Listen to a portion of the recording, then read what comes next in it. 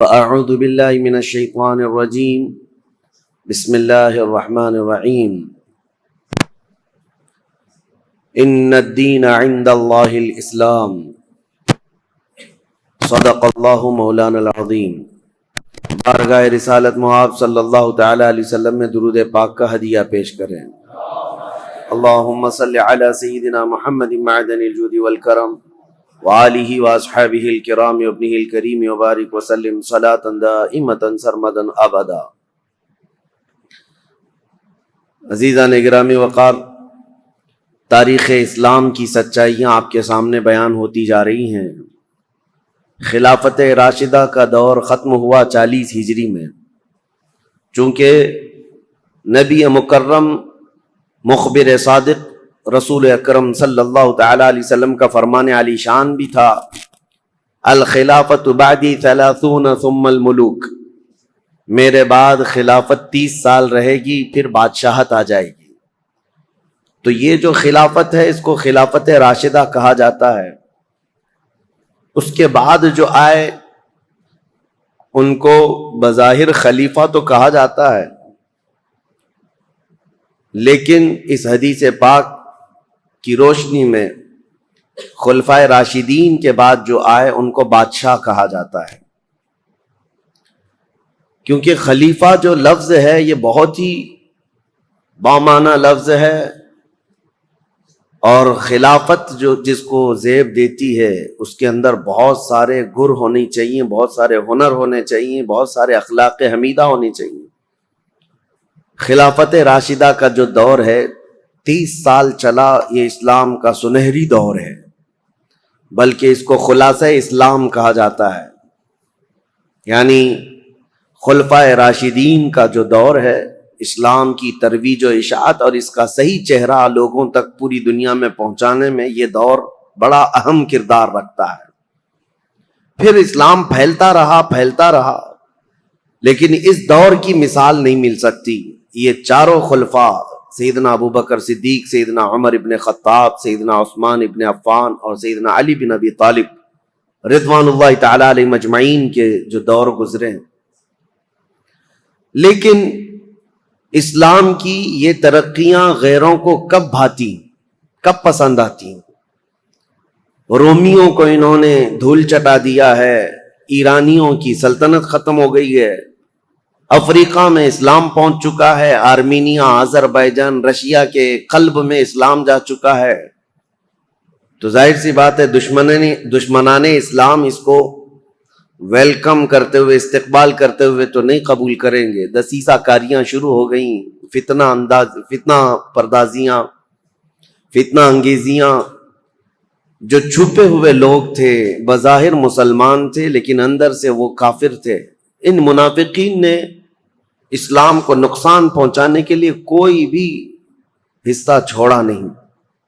جیسے کہ میں نے 2 دن قبل بتایا تھا، سب سے پہلے فتنے کا بیج بونے والا جو شخص تھا عبداللہ بن سبا، یہودی تھا، اسلام میں آیا لیکن جماعتیں پیدا کر دی۔ اب خلافت راشدہ ختم ہوتے ہوتے ہی مسلمانوں میں جماعتیں آ گئی تھیں، یعنی مولا علی کرم اللہ وجہہ الکریم کا جو انتقال ہوا، آپ کی جو شہادت ہوئی، تقریباً 3 خلفاء کی شہادتیں ہوئی۔ حضرت عمر بھی شہید ہوئے، حضرت عثمان بھی شہید ہوئے، اور حضرت علی کرم اللہ وجہہ الکریم یہ بھی شہید ہوئے۔ لیکن فرق یہ ہے کہ خلیفہ دوم حضرت عمر کی جو شہادت ہے وہ ایک غیر مسلم مجوسی کے ہاتھوں ہوئی، جو آگ کا پجاری تھا، اس کا اسلام سے لینا دینا نہیں تھا، اور اس نے اپنی ذاتی رنجش میں قتل کیا ہے۔ لیکن حضرت عثمان کا قتل مسلمانوں کی ایک باغی جماعت نے کیا، اور حضرت علی رضی اللہ تعالیٰ عنہ کا قتل بھی بظاہر مسلمان کہلانے والے تھے لیکن وہ کافر ہو چکے تھے، خارجی، لیکن نام کے وہ مسلمان ہی تھے، عبد الرحمن بن ملجم جس نے قتل کیا۔ تو اب یہاں سے آپ اندازہ کریں کہ مسلمانوں کے ہاتھ سے جب اتنے بڑے 2 خلیفہ قتل ہو گئے، شہید ہو گئے، تو پھر فتنہ پیدا ہو ہی چکا تھا، فتنہ عروج پر تھا۔ 2 جنگوں کا ذکر کل میں نے کیا تھا، ایک جنگ جمل اور ایک جنگ صفین۔ یہ جنگ جمل جو ہے سیدہ عائشہ صدیقہ رضی اللہ تعالیٰ عنہا تشریف لائی تھیں اس جنگ میں، اور پھر وہ صلح ہو گئی، واپس وہ چلی گئی، حضرت علی بھی گئے، لیکن غلط فہمی سے دونوں فوجوں میں لڑائیاں ہوئیں اور دونوں میں صحابہ بھی شہید ہوئے ہیں۔ اس جنگ کے بعد ایک اور جنگ ہوئی تھی جس کو جنگ صفین کہتے ہیں۔ یہ حضرت امیر معاویہ ملک شام سے نکلے تھے، چونکہ میں نے بتایا تھا آپ کو کہ حضرت عثمان غنی کے قتل کا بدلہ لینے کا سب سے زیادہ جو اعلان کر رہے تھے اس میں حضرت امیر معاویہ تھے، کیونکہ خاندان ایک ہی ہے، حضرت عثمان کا خاندان بھی اور حضرت امیر معاویہ کا خاندان بھی ایک ہی ہے۔ تو خون عثمان کا قصاص، بدلہ، اس نعرے سے وہ اٹھے تھے، اور اس کے بعد جنگ جمل کے بعد حضرت امیر معاویہ رضی اللہ تعالیٰ عنہ بھی فوج لے کر کے نکل پڑے تھے۔ حضرت علی کرم اللہ وجہ الکریم نے بہت ساری صلح کی کوششیں فرمائیں، خطوط لکھے، لیکن جواب میں صرف ایک ہی جواب آتا تھا کہ خون عثمان کا بدلہ چاہیے۔ یہاں تک کہ ایک بڑے صحابی ہیں جریر بن عبداللہ بجلی، یہ گئے اور حضرت امیر معاویہ سے انہوں نے کہا، کیا آپ کو یہ نہیں معلوم کہ علی بن ابی طالب رسول اللہ صلی اللہ علیہ وسلم کی قرابت داروں میں سے، خاندان میں سے، اور صحابہ میں وہ افضل ترین ہیں، پھر آپ کس طرح سے ان کے لیے جنگ کا ارادہ کر کے نکلتے ہیں؟ کیا آپ یہ سمجھتے ہیں کہ علی بن ابی طالب نے عثمان کا قتل کیا ہے، عثمان بن عفان کا قتل کیا ہے؟ حضرت امیر معاویہ نے کہا، نہ، میں ان کی فضیلت کا بھی قائل ہوں، وہ رسول اللہ صلی اللہ علیہ وسلم کے رشتہ دار بھی ہیں، یہ ساری چیزیں اپنی جگہ پر، لیکن حضرت امیر معاویہ کی ایک دلیل یہ تھی، کہتے ہیں ہاں یہ بھی میں سمجھتا ہوں کہ اگر علی بن ابی طالب نے عثمان بن عفان کا قتل نہیں بھی کیا ہے تو قاتلوں کو ہمارے حوالے کیوں نہیں کرتے؟ جنہوں نے قتل کیا ان کو ہمارے حوالے کریں۔ تو حضرت علی کرم اللہ وجہ الکریم کے پاس انہوں نے خط لا کر کے دیا کہ امیر معاویہ تو یوں کہہ رہے ہیں۔ حضرت علی نے کہا، مجھ سے وہ لوگ ایسی چیز کا مطالبہ کر رہے ہیں جو میرے ہاتھ میں ہے ہی نہیں۔ حضرت عثمان غنی کے قاتل کون ہیں یہ پتہ ہی نہیں ہے، تو کیسے ان کے حوالے کیا جائے؟ اگر میرے قابو میں ہوتے، میرے قبضے میں ہوتے، تو حضرت علی کہتے ہیں سب سے پہلے خون عثمان کا بدلہ لینے والا علی بن ابی طالب ہوتا، لیکن معاملات نہیں سلجھے، یہ حالات بڑھتے چلے گئے۔ پھر حضرت امیر معاویہ جو لشکر لے کر کے نکل پڑے، اور ان دونوں جماعتوں کی ایک جگہ پر جا کر آمنا سامنا ہو گیا، ان جماعتوں کا مقام نہروان کے قریب۔ حضرت امیر معاویہ کے ساتھ جو فوج تھی وہ بھی بہت ہزاروں کی تعداد میں، اور حضرت علی رضی اللہ تعالیٰ عنہ کے ساتھ جو فوج تھی وہ بھی ہزاروں کی تعداد میں۔ لیکن حیرت کی بات یہ ہے کہ کچھ جو دور اندیش تھے، صحابہ تھے، وہ لڑائی ہونے نہیں دے رہے تھے۔ دونوں فوجیں میدان میں پڑاؤ تو کر لیں، یہ جمادی الاول کا شروع کا مہینہ تھا، اور جمادی الاخر آ گیا، یعنی 2 مہینے تک فوجیں وہیں پر رہیں، لیکن لڑائیاں نہیں ہوئی آمنے سامنے۔ اور حتیٰ کہ حالات ایسے ہو گئے کہ ادھر کی فوج ادھر کے لوگوں میں آ جاتی تھی پانی لینے کے لیے، ادھر کے لوگ ادھر جاتے تھے پانی لینے کے لیے، تو دوستی بھی ہو گئی 2 مہینے میں۔ اور اس کے بعد رجب کا مہینہ شروع ہوا تو حرمت والا مہینہ، اس میں جنگ حرام ہے، تو جنگ بندی ہو گئی۔ 3 مہینے ایسے ہی گزر گئے، دونوں فوجیں میدان میں پڑاؤ ڈالی رہیں۔ پھر اس کے بعد حضرت علی رضی اللہ تعالیٰ عنہ اور حضرت امیر معاویہ رضی اللہ تعالیٰ عنہ دونوں کے درمیان یہ خط و کتابت بھی چلتے رہے، صلح کی باتیں بھی چلتی رہیں، لیکن جیسے کہ میں نے کہا صبائی فتنہ یہاں پر بھی موجود تھا دونوں جماعتوں میں، اور دونوں جماعتوں کو جنگ پر بھڑکانے کے لیے شرانگیز دونوں جگہ موجود تھے، بھڑکاتے رہتے تھے۔ اور اس کے بعد ناگہانی رجب کا مہینہ ختم ہوا تو اچانک ان دونوں میں مٹ بھیڑ ہوئی، جس میں حضرت علی رضی اللہ تعالیٰ عنہ کی طرف سے آئے ہوئی جماعت میں 25,000 لوگ قتل ہوئے تھے، حضرت امیر معاویہ کی طرف سے آئے ہوئے لوگوں میں 45,000 لوگ قتل ہوئے تھے۔ اس ایک جنگ میں 70,000 لوگ قتل ہوئے ہیں، یہ معمولی چیز ہے؟ 70,000 لوگ کام آ گئے، جان سے ہاتھ دھو بیٹھے، حتیٰ کہ قتل اتنا ہو چکا تھا کہ ایک ایک دن جنگ کو روکنا پڑتا تھا میتوں کو یعنی کفن پہنانے کے لیے، نماز پڑھنے کے لیے، دفن کرنے کے لیے۔ ہزاروں عورتیں بیوہ ہو گئیں، ہزاروں کی تعداد میں بچے یتیم ہو گئے اس ایک جنگ میں۔ پھر حضرت امیر معاویہ نے سمجھ لیا، کیونکہ شامی فوج جو ہے اب کمزور پڑ گئی تھی، جو حضرت امیر معاویہ کے ساتھ آئی تھی، اور حضرت علی کے ساتھ جو فوج لڑ رہی تھی وہ عراقی فوج تھی، کیونکہ حضرت علی کا دارالخلافہ کوفہ تھا جو عراق میں ہے۔ عراقی فوج اور شامی فوج دونوں میں لڑائیاں ہیں، اور حجاز کے لوگ یعنی مدینہ، مکہ، یہاں کے سب لوگ حضرت علی کرم اللہ وجہہ الکریم کے ساتھ تھے۔ اب حضرت امیر معاویہ نے یہ جب دیکھا کہ شامی فوج 45,000 کی تعداد میں قتل ہو گئی، جو اب تک کی کسی بھی جنگ میں اتنی بڑی تعداد قتل نہیں ہوئی تھی، یہ بہت بڑی تعداد ہے، تو انہوں نے پھر یہ اپنی فوج میں تقریر کرنا شروع کیا کہ اگر شامی فوج اس طرح سے ماری جانے لگ جائے تو پھر جو ہم نے علاقے فتح کیے تھے رومن ایمپائر سے، وہ تو رومی فوجی عیسائی سب پھر سے ملک شام پر حملہ کریں گے، ہمارے علاقے حاصل کر لیں گے۔ اور پھر حضرت امیر معاویہ نے عراقی فوج کو بھی بتایا کہ اے عراق کے رہنے والوں، تمہارے بھی 25,000 قتل ہو گئے، اسی طرح سے اگر تمہارا بھی قتل جاری رہا اور یہ جنگ جاری رہی تو جو تم نے علاقے فتح کیے پرشین ایمپائر سے، یعنی ایران کی جو پہلی کی حکومت تھی کسرا کی، اس سے جو علاقے تم نے فتح کیے، یہ پرشین ایمپائر کے لوگ جو پجاری ہیں آگ کے، وہ دوبارہ عراق کو حاصل کر لیں گے اور تمہارے پاس اپنے آپ کو بچانے کے لیے لوگ نہیں رہیں گے۔ یہ حکمت کے ساتھ، ظاہر سی بات ہے اتنا قتل ہونے کے بعد اب دونوں کے درمیان فکر آ گئی۔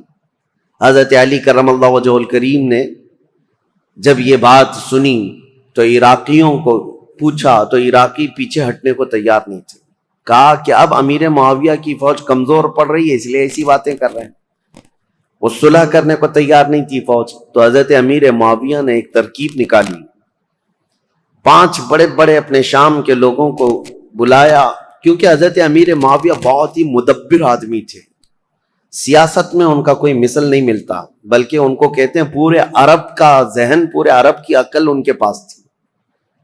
حضرت امیر معاویہ انہوں نے 5 بڑے بڑے قرآن مصحف جس میں قرآن لکھا ہوا تھا، قرآن پاک کے نسخے منگوائے اور کہا قرآن پاک کو اٹھاؤ اور ہم یہ اعلان کرتے ہیں کہ ہم آپس میں قرآن کو حکم بنائیں گے اور اس کے مطابق اپنے آگے کے معاملات طے کریں گے۔ اگر حضرت علی رضی اللہ تعالیٰ عنہ اور ان کی فوج اس کا انکار کرتی ہے تو پھر ظاہر سی بات ہے یہ تو کفر ہو جائے گا، قرآن کو حکم ماننے سے انکار کرنا۔ تو حضرت امیر معاویہ کی یہ ترکیب تھی، 5 بڑے بڑے قرآن اٹھا کر کے وہ لائے اور پیچھے اور بھی سینکڑوں لوگ قرآن سر پہ اٹھا کر کے لے آئے اور اعلان کیا عراقی فوج کے سامنے، حضرت علی کے سامنے، کہ یہ ہم لوگ جنگ بندی چاہتے ہیں اور قرآن جو ہے اس کو ہم حکم بنانا چاہتے ہیں اور اس کے مطابق ہم آگے کام کریں۔ حضرت علی اگر انکار کرتے تو ان کی فوج میں ہی لوگ آپ کے باغی ہو جاتے ہیں کہ آپ نے تو قرآن کا انکار کر دیا۔ تو حضرت علی رضی اللہ تعالیٰ عنہ یہ سیاست سمجھ گئے، آپ نے فرمایا ہم نے جو جنگ کی ہے وہ اسی لیے کہ تم قرآن کے پابند بن جاؤ، اسی لیے تو ہم تلوار اٹھائے، اور آج اگر آپ کو یہ بات لگ رہی ہے کہ قرآن کو حکم بنایا جائے تو اس کے سب سے پہلے پیروکار ہم ہوں گے۔ پھر دونوں کی جانب سے یہ بات طے پائی کہ ایک ایک صحابی کو حکم بنایا جائے اور قرآن اور حدیث رسول کے مطابق وہ فیصلہ کرے۔ تو حضرت امیر معاویہ نے اپنے مشیر خاص یعنی ان کے بہت قریبی تھے عمرو بن عاص رضی اللہ تعالیٰ، صحابی ہیں جنہوں نے مصر فتح کیا، وہ حضرت امیر معاویہ کے قریبی تھے، حضرت امیر معاویہ نے ان کو حکم بنا دیا۔ حضرت علی رضی اللہ تعالیٰ عنہ کی طرف سے حضرت ابو موسیٰ اشعری، یہ نہایت سادہ دل تھے اور ہر ایک کے متعلق عفو درگزر کا معاملہ اپنے اندر رکھتے تھے، جیسے اپنے لیے سوچتے تھے ایسی دوسرے کے لیے بھی خیال رکھتے تھے۔ حالانکہ ابو موسیٰ اشعری رضی اللہ تعالیٰ عنہ یہ کوفہ کے گورنر رہے ہیں، مدبر رہے، ذہین رہے ہیں، لیکن حضرت علی ان کے حکم بنانے کے حمایت میں نہیں تھے، لیکن لوگوں کی زور زبردستی پر ان کو حکم بنایا گیا۔ مسئلہ تاریخ کا ہے، اس لیے میں آپ کو بتا رہا ہوں، پھر اسی لیے میں تاریخ دہراتا ہوں کہ کوئی ڈھکوسلا بازی کرتے ہوئے تمہیں پھر گمراہ نہ کر دے۔ حقیقت کیا ہوئی اور کیا ہوا تھا یہ جاننا آپ کے لیے ایک بار ضروری ہے۔ دونوں نے حکم بنایا۔ حضرت عمرو بن عاص یہ ہمیشہ اپنے تدبر اور تفکر کو کام میں لاتے، اور جب بھی حضرت ابو موسیٰ اشعری آتے تو ان کا نہایت شاندار استقبال اور تعظیم و تکریم کرتے اور کہتے، ابو موسیٰ اشعری آپ مجھ سے رتبے میں بڑے ہیں، آپ رسول اللہ کے صحابی ہیں، آپ سے پہلے میں ہو ہی نہیں سکتا۔ تو حضرت ابو موسیٰ اشعری پر یہ دباؤ ہمیشہ رہتا تھا، اور دونوں کو اب صلح نامے پر دستخط کروانی تھی، یا جو بھی دونوں لوگ فیصلہ لیتے اس پر عمل کرنا تھا دونوں جماعتوں کو۔ دونوں نے وعدہ کر لیا تھا، دستخطیں ہو گئی تھی۔ اب یہ دونوں صحابہ کو ٹائم دیا گیا، رمضان شروع ہونے سے پہلے تک آپ اپنا حکم نامہ یا جو آپ کا فیصلہ ہے وہ سنا دیں۔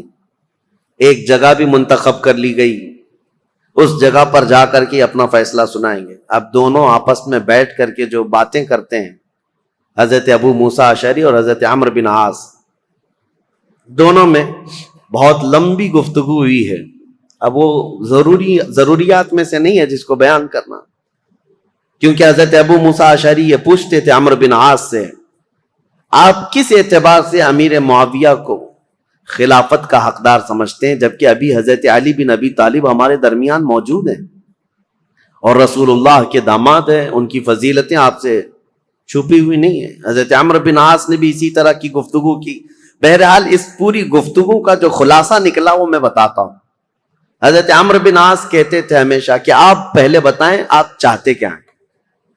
حضرت ابو موسیٰ اشعری نے کہا، اب میں یہ چاہتا ہوں کہ مسلمانوں کو اس فتنہ انگیزی سے اور یہ روز روز کی جنگ سے نکالنے کے لیے یہ اعلان کر دوں کہ اب حضرت علی بھی خلیفہ نہیں ہے، امیر معاویہ بھی خلیفہ نہیں ہے، یہ معاملہ اب جیسے صدیق اکبر کے زمانے میں مسلمانوں کے حوالے تھا، وہ جس کو چاہیں خلیفہ منتخب کریں۔ رسول اللہ صلی اللہ تعالی علیہ وسلم کی وفات کے بعد جو حالات ہوئے تھے، میں یہ چاہتا ہوں کہ مسلمانوں کے حوالے یہ کر دیا جائے اور پھر سے وہ منتخب کریں۔ حضرت عمرو بن عاص نے کہا، بالکل آپ صحیح سوچتے ہیں۔ حضرت عمرو بن عاص بھی اسی خیال کے حامی رہے، لیکن بہرحال دونوں حکم تھے، دونوں صحابی تھے۔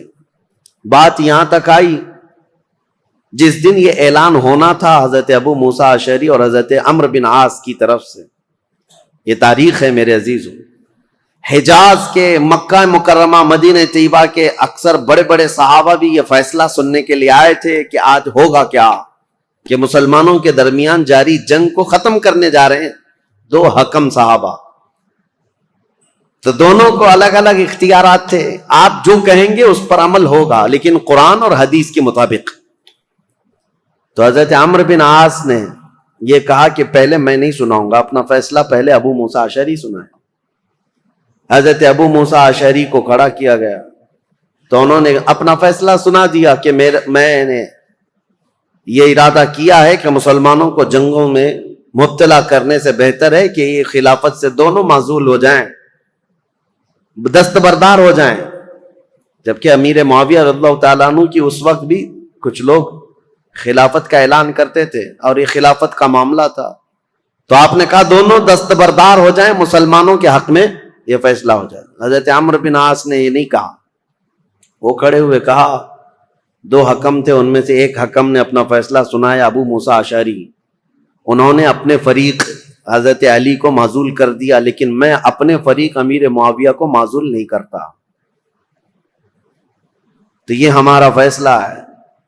اس بات پر بہت بڑا ہنگامہ ہوا۔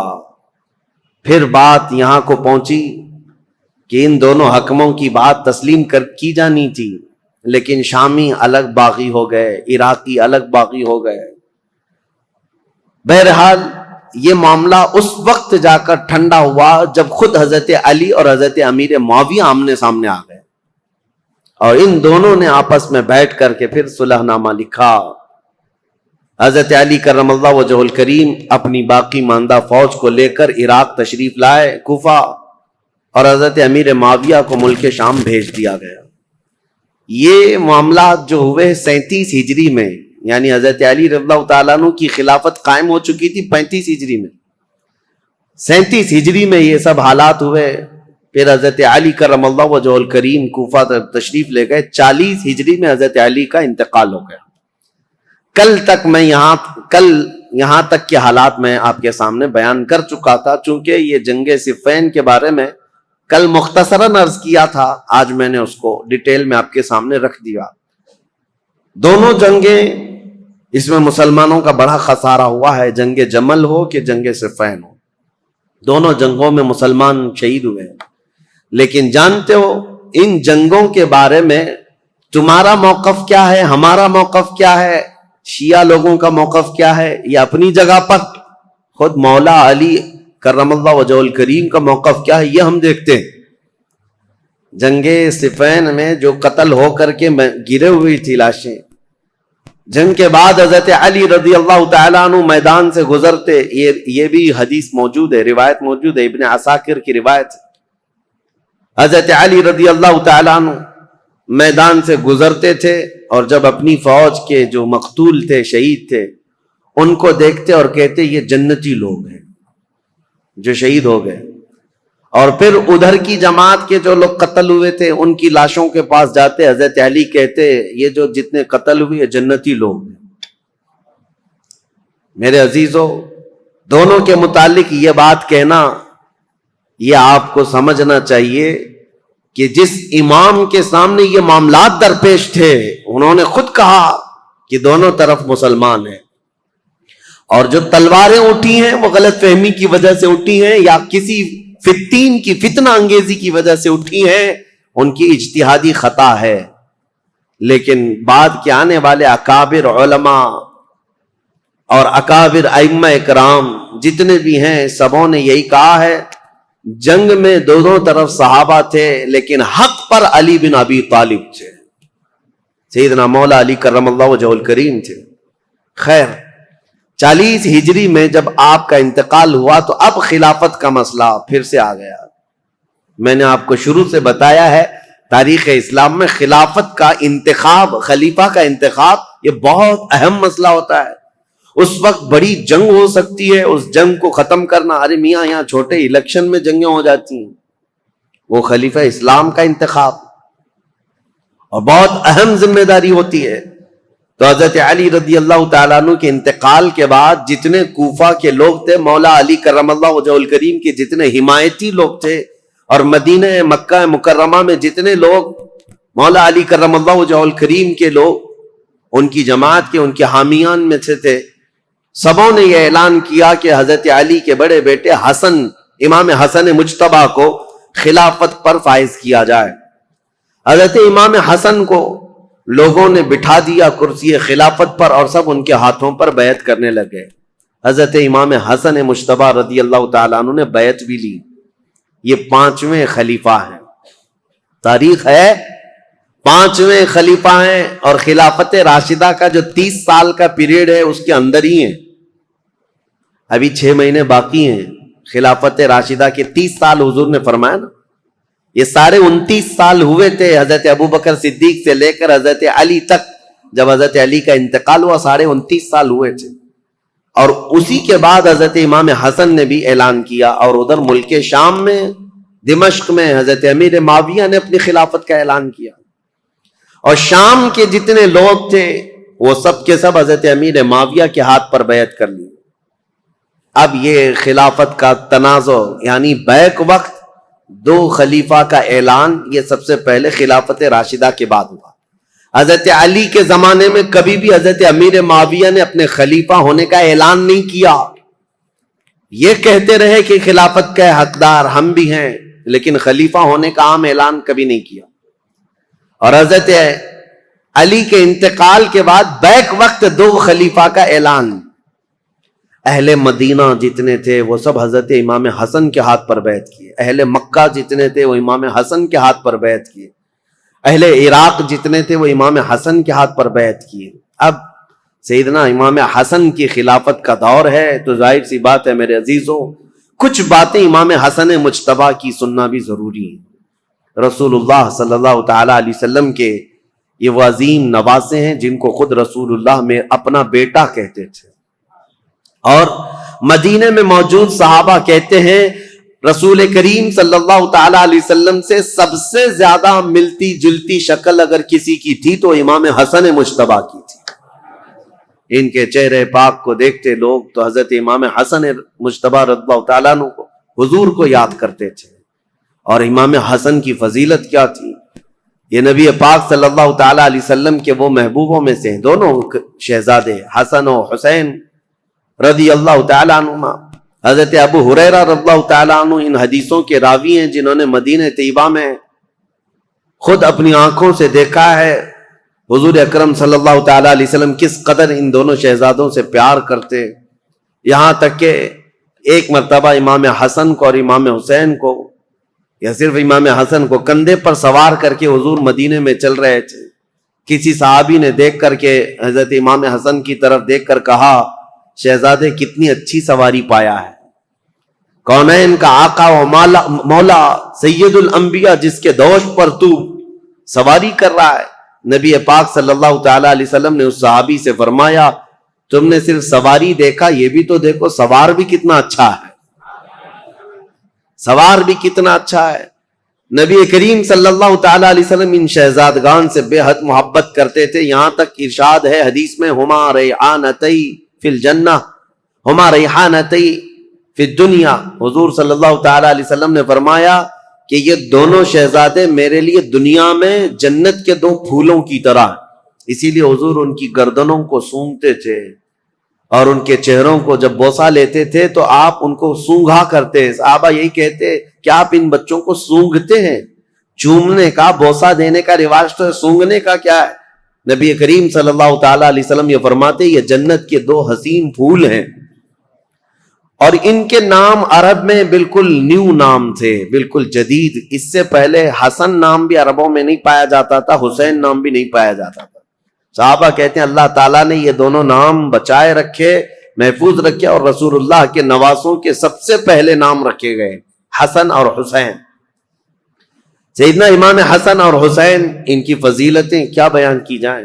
اب چونکہ امام حسن کی خلافت کا دور ہے تو ان کے بچپن کے حالات، نبی کریم صلی اللہ تعالی علیہ وسلم کی آغوش تربیت میں انہوں نے پروان چڑھی پایا ہے. تو اس سے بہتر اور کیا چیز بیان کی جائے جن کو نبی کریم صلی اللہ تعالی علیہ وسلم نے اپنے ہاتھوں سے کھلایا ہو، اپنے ہاتھوں سے سلایا ہو، اپنے ہاتھوں سے پہنایا ہو، اور جب حضور نماز میں چلے جائیں تو یہ بچے حضور پر سوار ہو جائیں. اس قدر حسین اور خوش نما ماحول میں انہوں نے تربیت پائی ہے مدینہ طیبہ میں. نبی کریم صلی اللہ تعالی علیہ وسلم کی آغوش محبت میں پروان چڑھنے والے یہ جوانوں کی فضیلتیں بیان سے باہر ہیں. حضور نے فرمایا میرے یہ دونوں بچے جنتی جوانوں کے سردار ہیں. اور حضور اکرم صلی اللہ تعالی علیہ وسلم نے خاص امام حسن کے لیے جو ایک بات فرمائی، چونکہ خلافت امام حسن کی بات چل رہی ہے. ایک بار رسول پاک صلی اللہ علیہ وسلم خطبہ دے رہے تھے ممبر پر کھڑے تھے تو امام حسن ایک پاؤں کو پکڑے ہوئے تھے حضور صلی اللہ علیہ وسلم کی، حضور کے قدم مبارک کو پکڑے ہوئے تھے. جب حضور ممبر پر خطبہ دے رہے، نبی کریم صلی اللہ تعالی علیہ وسلم نے خطبہ دیتے دیتے لوگوں کو یہ ارشاد فرمایا لوگوں اس بچے کو پہچانو، ایک دور آئے گا میرا یہ بچہ سردار ہوگا اور میری امت کی دو بڑی جماعتوں میں صلح کر آئے گا. حضور صلی اللہ تعالی علیہ وسلم کا فرمان. کب؟ جب امام حسن کی عمر بہت چھوٹی سی تھی، بچپن میں رسول پاک صلی اللہ تعالی علیہ وسلم کا قدم پاک پکڑ کر بیٹھے ہوں خطبے کے دوران. اس وقت رسول اللہ نے یہ بشارت دی تھی کہ میرا یہ بیٹا سردار ہوگا اور دو بڑی جماعتوں میں صلح کرائے گا. بہرحال فضیلتیں بیان سے باہر ہیں. آپ نہایت ہی متقی پرہیزگار، یہاں تک کہ صحابہ اور تابعین نے کہا ہے، امام حسن بصری اور دیگر تابعین سے یہ روایت ہے کہ امام حسن بصری سے زندگی بھر میں کسی نے سخت جملہ نہیں سنا. ایک ہی مرتبہ ان کا عمیر بن عثمان ان سے کچھ زمین کے معاملات کو لے کر کے مسئلہ ہوا. انہوں نے بہت انہیں سمجھایا. امام حسن کبھی بھی سخت جملہ نہیں کہتے تھے اور نہ ہی زندگی میں کبھی کسی نے ان سے گالیاں سنی، کبھی نہیں ہوا. حضرت امام حسن بہت بردبار کس کو کہتے ہیں؟ سب سے زیادہ برداشت کی طاقت رکھنے والا. امام حسن کے اندر یہ جذبہ تھا، کبھی کسی کے خلاف سخت جملہ استعمال نہیں کیا. عمیر بن عثمان سے جب یہ معاملہ ہوا تو لوگوں نے آ کر کے کہا کہ آپ کی ساری دلیلیں، ساری باتیں انہوں نے رد کر دی، وہ ماننے کو تیار نہیں. امام حسن نے کہا اس سے زیادہ میں کیا کر سکتا ہوں، اس کی ناک خاک آلود ہو جائے. بس یہ ایک جملہ فرمایا گیا. پوری زندگی میں ہم نے امام حسن سے سنا، اس کے علاوہ سخت جملہ کسی کے بارے میں کہتے ہوئے کبھی نہیں سنا.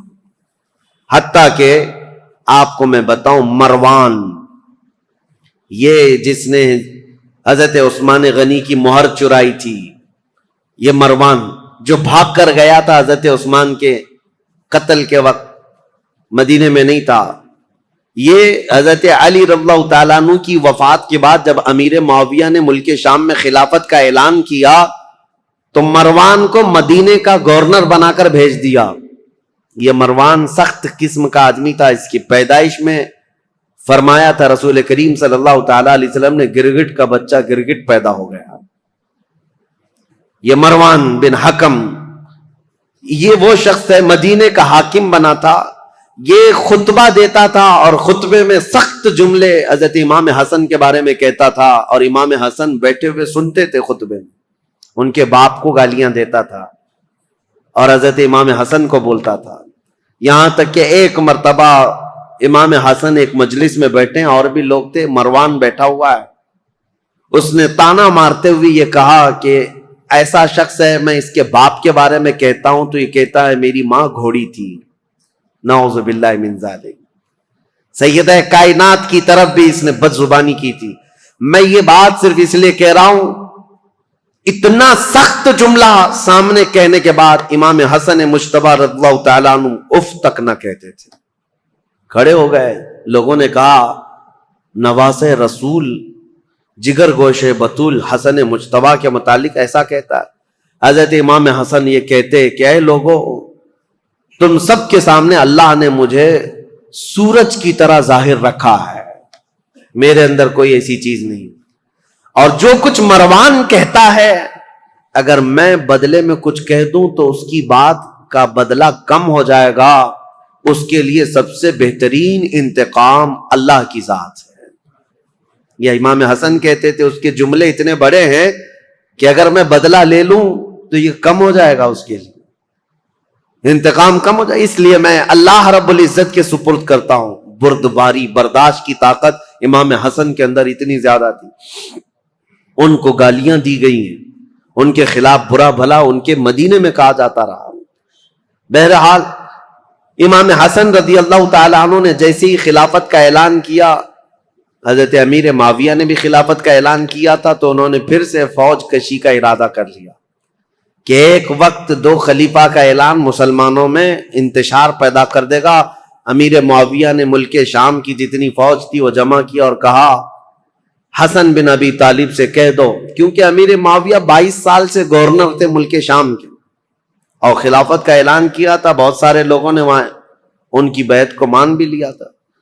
اب حضرت امیر معاویہ رضی اللہ تعالیٰ عنہ اپنی خلافت کے متعلق سب سے بیعت بھی لے رہے تھے، تو امام حسن کے ساتھ جنگ ہونے والی تھی، جیسے جنگ جمل ہوئی، جنگ صفین ہوئی.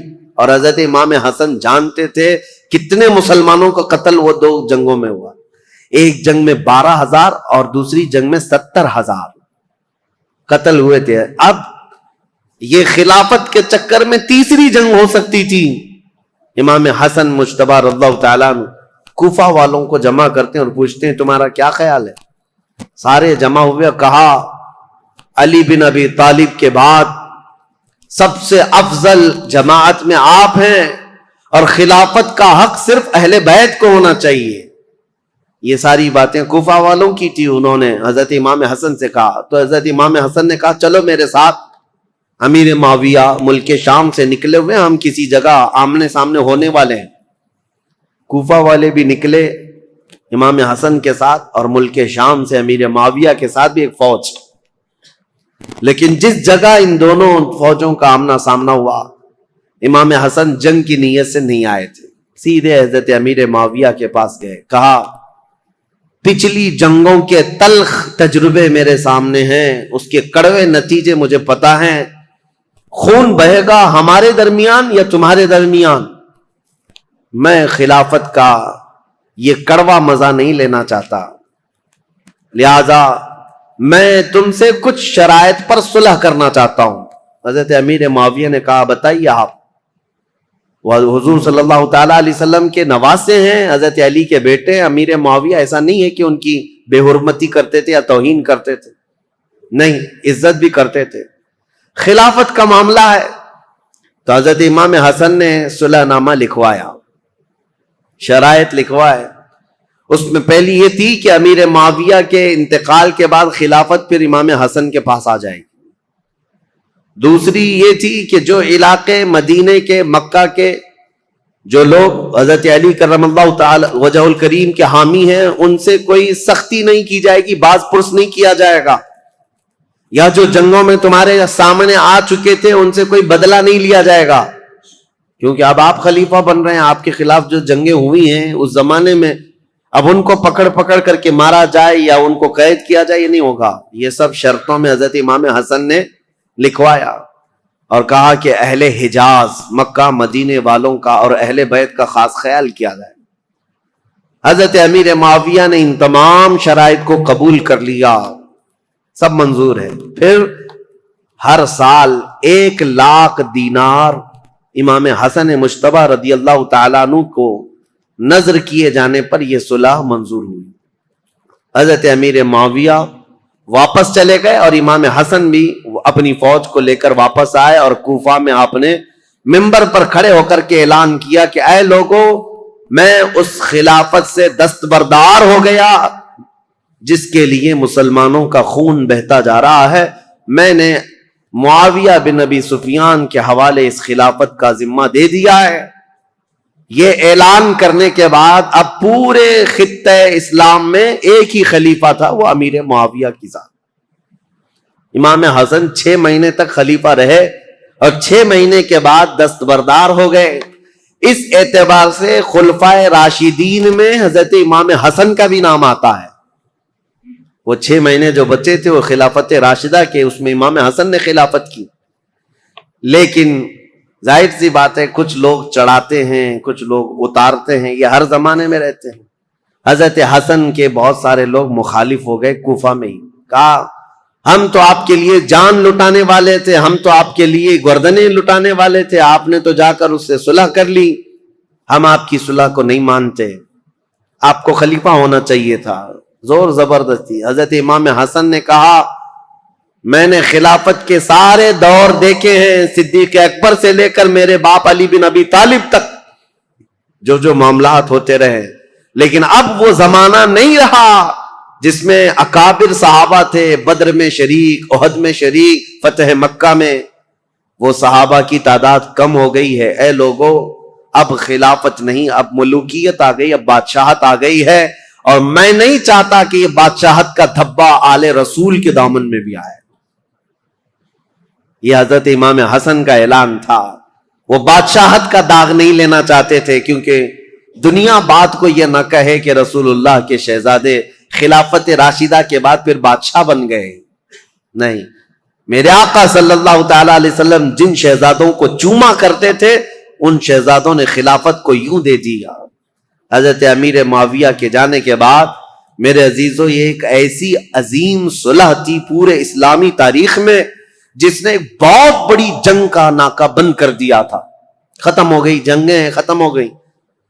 اب یہاں پر ان کی صلح کے بعد رسول مختار صلی اللہ تعالی علیہ وسلم کی وہ حدیث یاد کرو جب میرے آقا نے ممبر پر کھڑے ہو کر کے امام حسن مجتبی کے لیے کہا تھا میرا یہ بیٹا سردار ہوگا اور میری امت کی 2 بڑی جماعتوں میں صلح کرائے گا. اس مخبر صادق صلی اللہ علیہ وسلم کے فرمان کو امام حسن نے سچ ثابت کر دکھایا. میرے عزیزو، تخت پر بیٹھنا یہ کمال کی بات نہیں، نیچے چل کر کے بادشاہ بننا یہ بہت بڑے کمال کی بات ہے. امام حسن خلافت سے دستبردار تو ہو گئے، لیکن لوگوں کے دلوں سے کبھی ان کی محبت کم نہیں ہوئی. لوگوں کے دلوں میں ان کے لیے احترام کا جذبہ بہت زیادہ تھا. آج بھی میرے عزیزو، میں ایک حیرت کی بات ہے آپ کو بتاؤں، مدینہ طیبہ میں جانے کے بعد ان ظالم نجدیوں نے جنت البقیع کے جتنی قبریں تھی بلڈوزر سے سب کو منہدم کر دیا، صاف کر دیا. پہلے سب کی قبریں تھی، سیدہ کائنات فاطمۃ الزہرا کی، سیدنا امام حسن کی وہیں پر مدینہ طیبہ میں، اور امام باقر، امام زین العابدین یہ وہاں پر ہیں، اور کئی ازواج، ساری ازواج مطہرات حضور کی 2 بیویوں کو چھوڑ کر، اور حضور صلی اللہ تعالی علیہ وسلم کے کثیر صحابہ، عثمان ابن عفان، سب وہاں جنت البقیع میں سب کو بلڈوزر سے ختم کر دیا. لیکن آج بھی جاؤ مدینہ طیبہ، صبح شام حاضریاں تو ہوتی ہیں، دروازہ کھلتا ہے، ایک نہیں ہزاروں کی تعداد میں سارے مومنین جاتے ہیں، جنت البقیع جاتے ہیں، ڈھونڈتے رہتے ہیں آج بھی. اور قبریں نہ بھی ملے تو انہیں ان صحابہ کو اور ان اکابر کو یاد کر کے روتے ہیں اور دعائیں کرتے ہیں اور واپس آتے ہیں. میں پوچھنا چاہتا ہوں، قبروں کو منہدم کر دینے کے بعد پورے کروڑوں مسلمانوں میں سے کسی کے بھی دل میں سیدہ فاطمۃ الزہرا کی عظمت کم ہوئی؟ کیا امام حسن مجتبی کی قبر کو ڈھا دینے کے بعد ان کی عظمت کسی کے سینے میں کم ہوئی؟ ان ظالموں کو یہ خبر نہیں، ان کے مقامات و مراتب صرف قبروں سے نہیں ہے. اللہ جسے مقام دیتا ہے وہ صبح قیامت تک عطا کرتا ہے. یہ ہمارے دلوں میں ان کی عظمت ہے. سیدنا امام حسن مجتبی رضی اللہ تعالیٰ عنہ نے خلافت امیر معاویہ کے حوالے کر دیا. چونکہ ہمارا موضوع جو چل رہا ہے وہ تاریخ اسلام ہے، تو تاریخ کو لے کر کے چلنا ہے مجھے کربلا تک.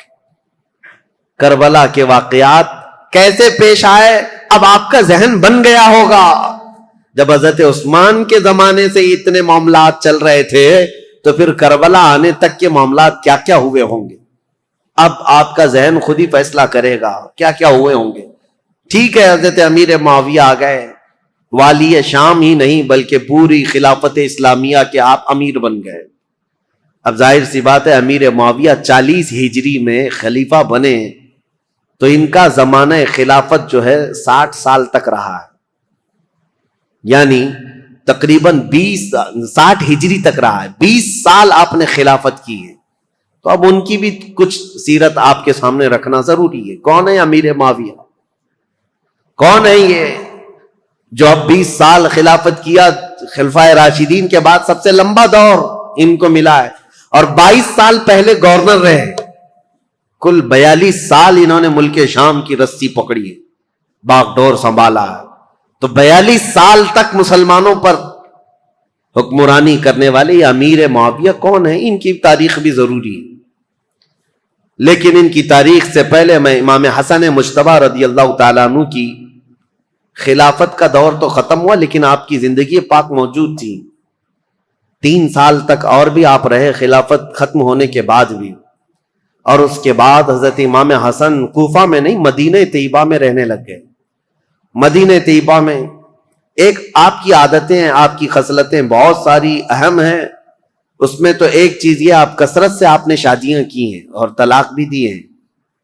اس کی ایک وجہ یہ بتائی جاتی تھی کہ لوگ، حضرت علی جو ہے اعلان کرتے بھی تھے ممبر پر کہ اے لوگوں، کوفہ کے لوگوں، میرے بیٹے حسن کو اپنی بیٹیاں مت دینا، یہ طلاق دے دیتا ہے. اس کے باوجود لوگ قبیلہ در قبیلہ آ کر کہتے ہم تو اپنی بیٹیاں دیں گے. وجہ یہ ہے کہ لوگ اپنی بیٹیوں کا رشتہ رسول اللہ کے خاندان سے جوڑنا چاہتے تھے کہ نسبت حاصل ہو جائے. اور حضرت امام حسن مجتبی رضی اللہ تعالیٰ عنہ نے صرف نسبت دینے کے لیے شادیاں فرمائیں. اخیر زمانے میں جب آپ مدینہ طیبہ میں تھے تو سیدنا حسن ابن علی بن ابی طالب رضی اللہ تعالیٰ عنہ کو زہر دیا گیا. پہلے آپ کو دودھ میں کوئی زہر دیا گیا اور یہ تاریخ میں آپ کو بتاؤں، جیسے ہی آپ کو زہر دیا گیا رات کو ایسا تڑپتے تھے پوری، اور آپ کو جب بے چینی ہوتی، بے قراری ہوتی تو حکیم کو نہیں بلاتے تھے، دوڑ کر کے روضہ رسول کے پاس آتے تھے، نبی کریم صلی اللہ تعالی علیہ وسلم کے روزے کو پکڑ کر کے لپٹ جاتے تھے، اور تھوڑی دیر کے بعد حضرت امام حسن کے منہ سے وہ زہر نکل جاتا یا قے ہو جاتی اور آپ کو آرام مل جاتا اور آپ آتے۔ ایک بار ہوا، دو بار ہوا، دوسری مرتبہ بھی زہر دیا گیا۔ اب اس کے بعد پھر آپ روزے رسول پر آتے تھے اور اللہ کے حبیب صلی اللہ تعالی علیہ وسلم سے استغاثہ کرتے۔ لوگ آج ہم سے یہ سوال کرتے ہیں کہ حضور کے انتقال کے بعد، وفات کے بعد مانگنا حرام ہے؟ ان کے نواسے زہر پینے کے بعد خود رسول اللہ کی بارگاہ میں حاضر ہوتے اور شفا کی امید سے جاتے کہ اگر میرے مصطفیٰ دعا کر دیں تو اللہ تعالیٰ شفا عطا فرمائے گا۔ اور یہی حسن مجتبیٰ کا عقیدہ ہے جو بریلی کے امام نے دیا تھا۔ کیا ہے؟ بریلی کے امام نے یہ ہمیں بتایا تھا، شافی و نافی ہو تم، وافی و کافی ہو تم، درد کو کر دو دوا، تم پہ کروڑوں درود۔ حضرت حسن مجتبیٰ رضی اللہ تعالیٰ عنہ کو تیسری مرتبہ شربت میں ہیرے کی انی کاٹ کر کے، ٹکڑے کر کے، ہیرا جو ہوتا ہے اس کا جو برادہ ہوتا ہے پاؤڈر، یہ شربت میں ملا کر حضرت امام حسن کو پلایا گیا تھا۔ اور جیسے ہی یہ پلایا گیا، حضرت امام حسن رضی اللہ تعالیٰ عنہ کے پیٹ میں اتنی سخت تکلیف ہوئی کہ پوری انتڑیاں کٹ کٹ کر کے آپ کے منہ سے باہر آ گئی۔ ہیرا اگر کٹا ہوا ہیرا اگر کسی کے پیٹ میں چلا جائے تو وہ پوری انتڑیوں کو اور کلیجے کو سب کو پھاڑ دیتا ہے۔ حضرت حسن مجتبیٰ رضی اللہ تعالیٰ عنہ کو ہیرے کی انی کاٹ کر کے شربت میں ملا کر پلایا گیا، اور انتڑیاں کٹ کر کے جب باہر آتی تھیں اس وقت بھی آپ روضہ رسول کے پاس تھے۔ امام حسین رضی اللہ تعالیٰ عنہ اس وقت آپ کے پاس موجود تھے، اور آپ لپٹ کر کے روتے تھے اور کہتے تھے، بھائی جان آپ کو پتا ہے کس نے آپ کو زہر دیا اور کون یہ کام کر رہا ہے؟ اللہ کے لیے اللہ کا واسطہ دیتا ہوں، مجھے بتا دے۔ حضرت امام حسن کیا کہتے اپنے سگے بھائی امام حسین سے؟ کہتے کہ اگر میں بتا دوں جس کے بارے میں مجھے شک ہے، اور اگر وہ نہیں ہوا حقیقت میں، تو بلا وجہ میں کسی ایک شخص کے اوپر تہمت لگانے کے جرم میں قیامت کے دن پکڑا جاؤں گا، اور اگر وہی شخص ہے جس نے مجھے زہر دیا ہے میرے کہنے کے بعد، اگر وہی شخص ہے تو اس کو تو تم قتل کر ڈالو گے، اور شک میں ایک آدمی کا قتل ہمیشہ سر پر بوجھ رہتا ہے، اس لیے میں یہ معاملہ اللہ کے حوالے کرتا ہوں۔ بہت سارے لوگوں نے، شیعہ لوگوں نے تو روایتیں ہی بیان کی ان کی بیوی نے زہر دیا تھا۔ بہرحال روایتیں الگ الگ لائی گئی ہیں، لیکن صحیح روایت سے ثابت نہیں۔ امام حسن نے کبھی یہ نہیں کہا کس نے زہر دیا، یہاں تک کہ اپنے بھائی امام حسین رضی اللہ تعالیٰ عنہ کو کئی وصیتیں انہوں نے فرمائی، اور ایک وصیت امام حسن کی یہ تھی، سنیے بڑی دردناک بات ہے۔ اپنے انتقال سے پہلے اپنے بھائی امام حسین سے کہا، میرے چھوٹے بھائی میری ایک خواہش ہے، میرا جب انتقال ہو تو ماں عائشہ صدیقہ کے پاس جائیں اور ان سے اجازت لیں، ان کے حجرے میں جہاں رسول اللہ صلی اللہ تعالی علیہ وسلم دفن ہے، حسن کو بھی جگہ دے دی جائے، میں وہیں دفن ہونا چاہتا ہوں، اور اگر اس مسئلے میں کوئی اختلاف ہو جائے یا کوئی تعرض کرے یا کوئی معاملہ پیش آنے لگ جائے تو پھر تمہارے لیے وصیت ہے کہ میری ماں کے قدموں میں جنت البقیع میں دفن کر دیا جائے۔ امام حسین کو یہ جب وصیت کی، حضرت ابو ہریرہ بھی وہاں تھے۔ انتقال ہو گیا، آپ کی جنازہ پڑھی گئی، فرمایا گیا کہ اس دن پورے مدینے میں آپ کے جنازے پر اتنی بھیڑ تھی کہ اگر اوپر سے سوئی گرائی جاتی تو زمین پر نہیں گرتی، اتنے لوگوں کا مجمع تھا، پورا مدینہ بھر گیا تھا، بے اختیار لوگوں کی چیخیں نکلی تھی مدینہ طیبہ میں، کیونکہ امام حسن کو مدینہ طیبہ میں بچپن سے لوگوں نے دیکھا تھا۔ اب حضرت امام حسین سیدہ عائشہ صدیقہ کے گھر آئے، ام المومنین اس وقت باحیات تھیں، سیدہ عائشہ صدیقہ رضی اللہ تعالیٰ عنہا سے آ کر کے کہا کہ میرے بھائی کی یہ خواہش تھی کہ رسول اللہ صلی اللہ تعالیٰ علیہ وسلم کے حجرے میں دفن ہو جائیں.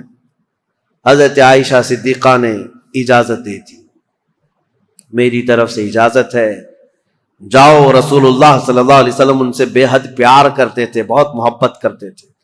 اگر وہ رسول اللہ کے پہلو میں رہیں گے تو یہ ان کا حق ہے. امام حسن کے لیے ماں عائشہ صدیقہ نے اجازت دے دی. اور جب امام حسین آئے تو مدینے کا جو گورنر تھا مروان، جس کو گورنری دی گئی تھی، والی مدینہ بنا تھا، حاکم تھا، یہ آیا اور تلوار نکال کر کھڑا ہو گیا. کہا کہ جب یہاں پر عثمان بن عفان نہیں دفن ہوئے تو پھر میں علی کے بیٹے کو بھی یہاں دفن ہونے نہیں دے سکتا. تلوار نکل گئے. حضرت امام حسین نے بھی تلوار نکالی تھی اس وقت کہ نہیں، طاقت کے زور پر ہی صحیح میرے بھائی حسن کا یہ حق ہے، وہ رسول اللہ کے قدموں میں دفن ہوں گے. لیکن جب یہ جنگ ہونے جیسی نوبت آئی تو حضرت امیر معاویہ، حضرت ابو ہریرہ رضی اللہ تعالیٰ عنہ جو کثرت سے رسول اللہ کی حدیثوں کے راوی ہیں، وہ اس وقت امام حسین کے پاس آئے اور کہا، پہلے تو انہوں نے مروان کو اتنی ڈانٹ لگائی اور کہا تو ظلم کی تلوار اپنے ہاتھ میں پکڑا ہے، تجھے پتا ہے کس کے متعلق یہ بات کی جا رہی ہے؟ رسول اللہ کے نواسے ہیں، جن کے گھر سے پوری دنیا میں شریعت نکلی ہے، جن کے گھر بے اجازت جبرائیل نہیں آتے تھے، تجھے پتا ہے. اور اس کے بعد جب وہ سر پھرا شخص مروان جنگ پر آمادہ تھا تو حضرت ابو ہریرہ نے امام حسین کو یہ سمجھایا، کہا کیا آپ کو اپنے بڑے بھائی کی یہ وصیت یاد نہیں؟ امام حسن نے یہ بھی وصیت کی تھی کہ اگر میرے جنازے پر اختلاف ہوا، کسی نے تعرض کیا تو زور زبردستی اور طاقت کا استعمال نہ کرنا، میری ماں کے قدموں میں جنت البقیع میں دفن کرنا. امام حسین کو جیسی انہوں نے یہ وصیت یاد دلائی، حضرت امام حسین پیچھے ہٹ گئے اور پھر امام حسن کا جنازہ مبارکہ جنت البقیع میں لایا گیا اور سیدہ فاطمہ الزہرا رضی اللہ تعالیٰ عنہا کے قدموں میں حضرت امام حسن ہمیشہ کے لیے دفن ہو گئے. یہ تاریخ رسول کریم صلی اللہ تعالیٰ علیہ وسلم کے ایک شہزادے کی ہے. اب دور تھا امیر معاویہ کا، 40 ہجری کے بعد جو دور ہوا ہے. امیر معاویہ یہ ابو سفیان کے بیٹے ہیں. ابو سفیان یہ بھی صحابی ہیں. امیر معاویہ کی ماں ہندہ ہے. معاملہ ایسا ہے، لیکن ایک بات یاد رکھیں، یہ رسول اللہ کے صحابہ ہیں، کبھی بھی ان کے متعلق بدگمانی نہ پالنا. پہلے کے حالات بہت مختلف رہے ہیں، بہت الگ رہے ہیں. یہ ابو سفیان وہی ہیں جو جنگ بدر میں رسول اللہ کے مقابل میں آئے تھے، پورا مکہ لے کر کے، اور جنگ احد میں بھی حضور کے مقابل میں رہے، جنگ خندق میں بھی مقابل میں رہے، کئی جنگوں میں حضور صلی اللہ تعالی علیہ وسلم کے آمنے سامنے آئے. اس وقت امیر معاویہ بھی ان کے ساتھ ہی رہے. لیکن یہ پورا گھرانہ امیر معاویہ سے لے کر ابو سفیان اور ہندہ، سارے لوگ جس دن مکہ فتح ہوا 7 ہجری، اس دن رسول اللہ صلی اللہ علیہ وسلم کے دامن سے وابستہ ہوئے، ایمان لائے. اس سے پہلے ایمان لائے ہوئے نہیں تھے. لیکن حضور کا یہ فرمان ہمیشہ یاد رکھنا، میرے آقا نے منبر پر کھڑے ہو کر کے اعلان فرمایا ہے، جو اسلام لاتا ہے، اسلام لانا اس سے پہلے کے سارے کاموں کو ختم کر دیتا ہے. کفر کیا، شرک کیا، گناہ کیا، جو کچھ بھی کیا تھا، لیکن اسلام لانے کے بعد پہلی والی چیزوں کا مواخذہ نہیں کیا جائے گا. اسلام ساری چیزوں کو مٹا دیتا ہے جو اسلام لاتا ہے. یہ فرمان ہمیشہ یاد رکھیں. تو صحابہ کو ان کے پرانے واقعات یاد دلا کر کے کبھی تان و تشنی کا نشانہ نہیں بنانا. بہت سارے ایسے چور آج آئے ہوئے ہیں سوشل میڈیا پہ، یہ خود ذلیل لوگ ہیں، جو ان صحابہ کی بات آتی ہے تو یہ کہتے ہیں کہ یہ لوگ تو دشمنان اسلام میں تھے، ڈر کر کے اسلام لائے تھے. مکہ جب فتح ہوا تو ان کے پاس کوئی چارہ ہی نہیں تھا، اس لیے اسلام لائے. ظالموں، تمہیں کیا خبر کون کس لیے اسلام لایا؟ ایک بات میں آپ کو بتاؤں، حضرت اسامہ بن زید رسول اللہ صلی اللہ علیہ وسلم کے بہت چہیتے صحابی ہیں. حضرت زید بن حارثہ کے بیٹے اسامہ بن زید، یہ اکثر رسول اللہ کے گھر میں بے تکلف آیا جایا کرتے تھے. ایک جنگ میں رسول اللہ نے انہیں بھیجا تھا، کفار و مشرکین سے مقابلہ کرتے کرتے پہاڑیوں سے کچھ لوگ اتر رہے تھے. حضرت اسامہ کے ہاتھ ایک آدمی آ گیا، اور حضرت اسامہ نے اس پر تلوار تان لی. سامنے والے نے پڑھا لا الہ الا اللہ محمد رسول اللہ. اس کے باوجود اسامہ بن زید نے اس کو قتل کر دیا. کہا ابھی میرے ہاتھ میں آیا ہے اور کلمہ پڑھ رہا ہے, تلوار اٹھایا ہوں یہ دیکھ کر کلمہ پڑھ رہا ہے. لیکن جو صحابہ تھے ان کو یہ بات بری لگی. حضور صلی اللہ تعالی علیہ وسلم کے پاس آئے اور اس مسئلے کو رکھا. کہا یا رسول اللہ صلی اللہ علیہ وسلم, آپ کا فرمان تو ہے کہ جب کوئی کلمہ طیبہ پڑھتا ہو تو اس کے خلاف تلوار نہیں اٹھا سکتے, لیکن اسامہ بن زید نے آج ایک ایسے شخص کو قتل کر دیا جو کلمہ پڑھ رہا تھا سامنے. اسامہ بن زید کو حضور نے بلایا. یہ صحیح حدیث پاک ہے, مسلم شریف میں بھی ہے. نبی کریم صلی اللہ تعالی علیہ وسلم نے پوچھا ہے اسامہ کیا تم نے ایسا کیا ہے؟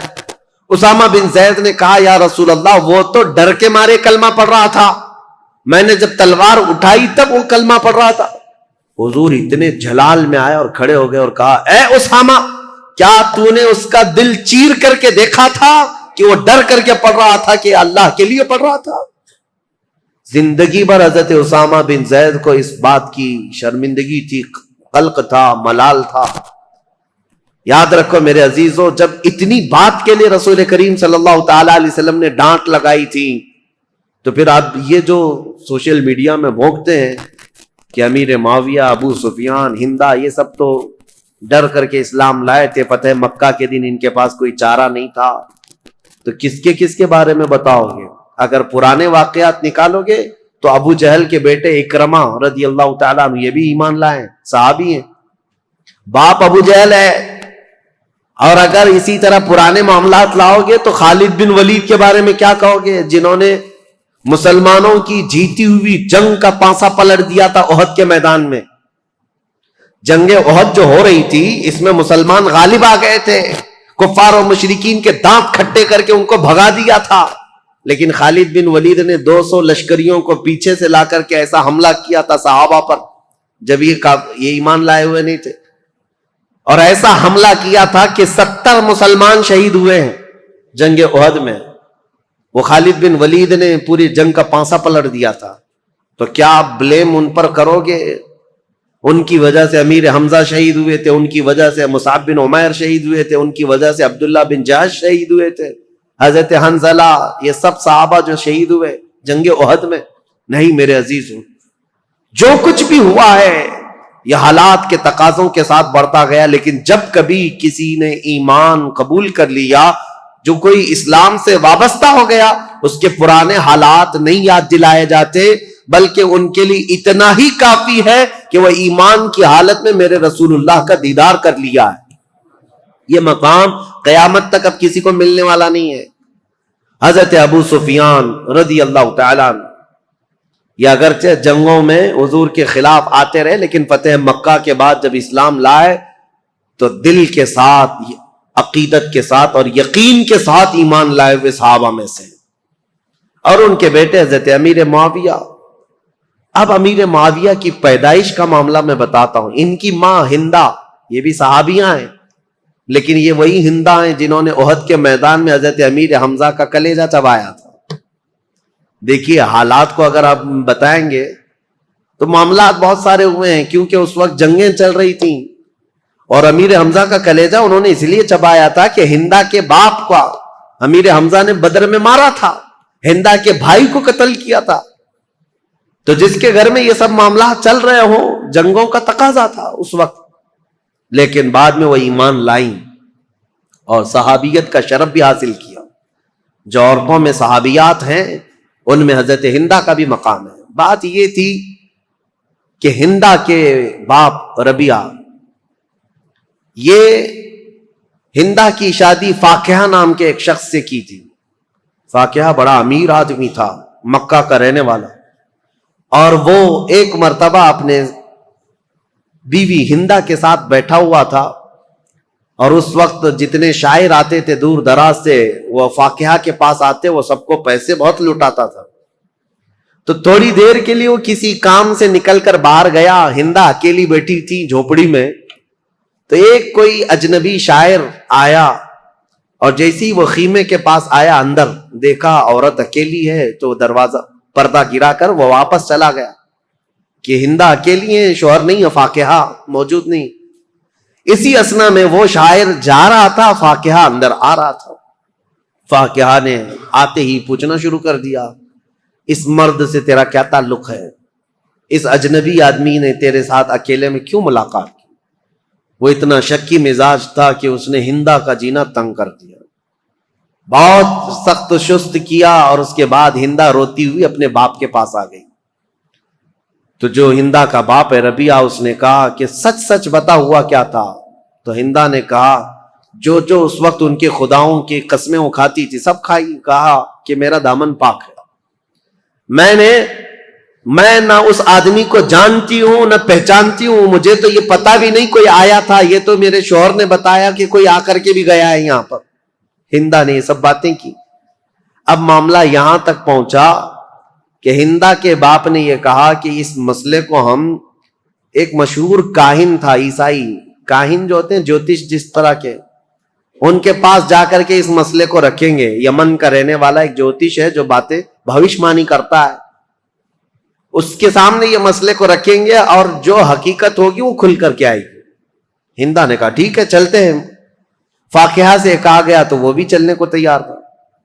وہ اپنے ساتھ خاندان کو لے لیا، فاقہ کو، اور ہندا کی سہیلیاں اور اس کا باپ، یہ سارے لوگ نکل پڑے یمن.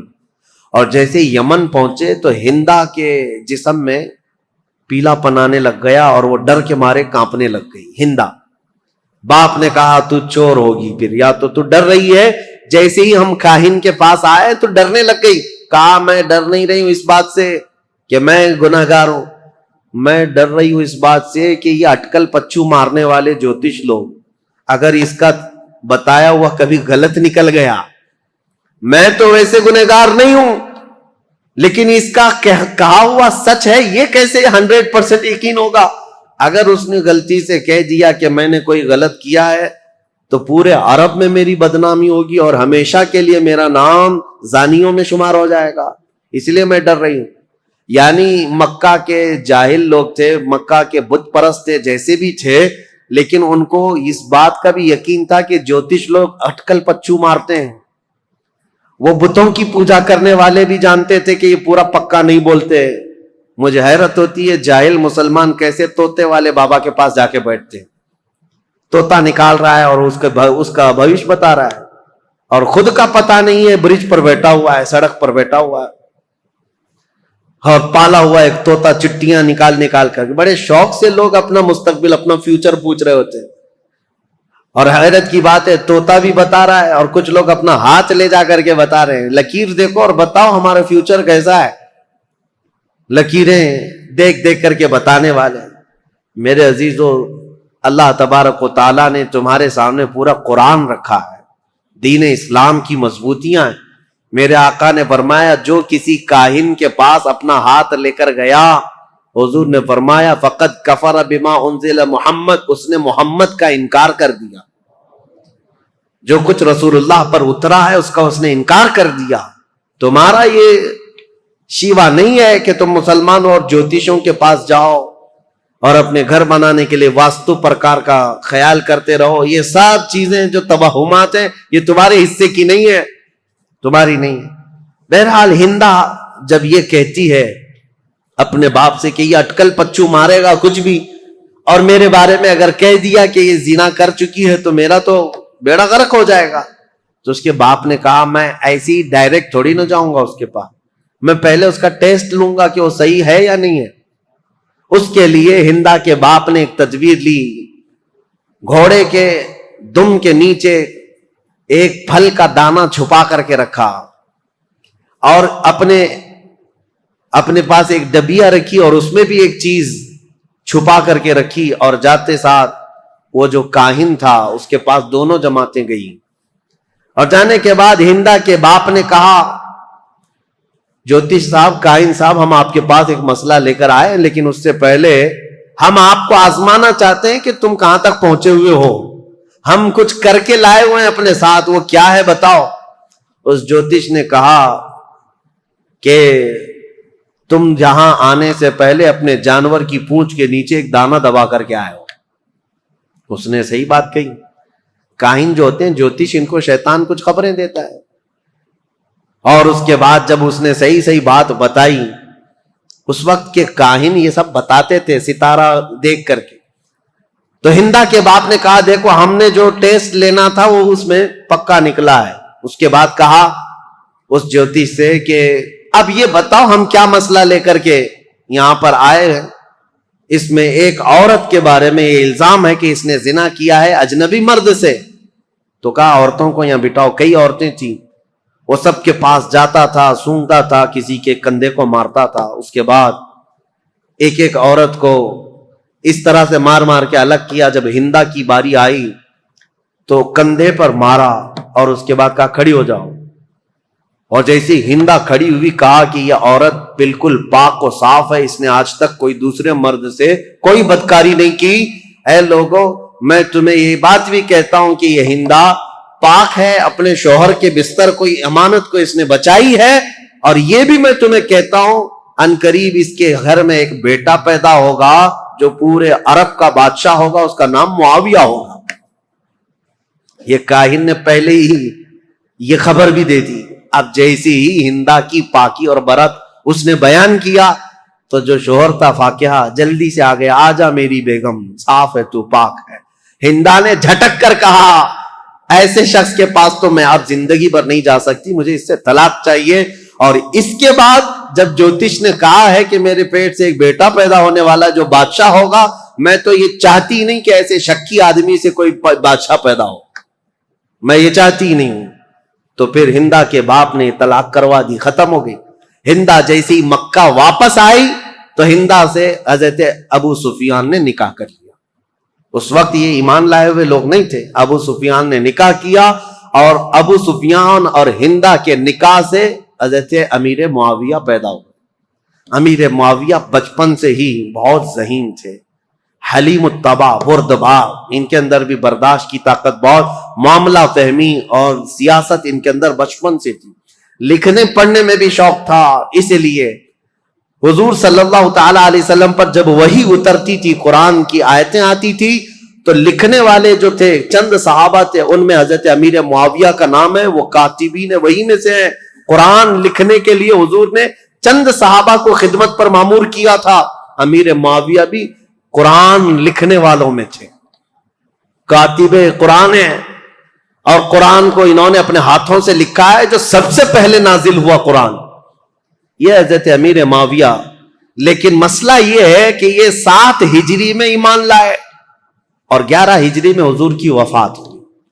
3 سال رسول پاک صلی اللہ تعالی علیہ وسلم کا زمانہ پایا، لیکن معاملہ وہ نہیں ہو سکتا جو صدیق اکبر کا تھا، معاملہ وہ نہیں ہو سکتا جو عمر فاروق کا تھا، معاملہ وہ نہیں ہو سکتا جو عثمان غنی اور حیدر کرار کا تھا، کیونکہ وہ سابقین اولین میں سے تھے، سب سے پہلے اسلام لائے، اور رسول پاک صلی اللہ تعالی علیہ وسلم کی سب سے زیادہ تربیت حاصل کرنے والے وہ صحابہ تھے۔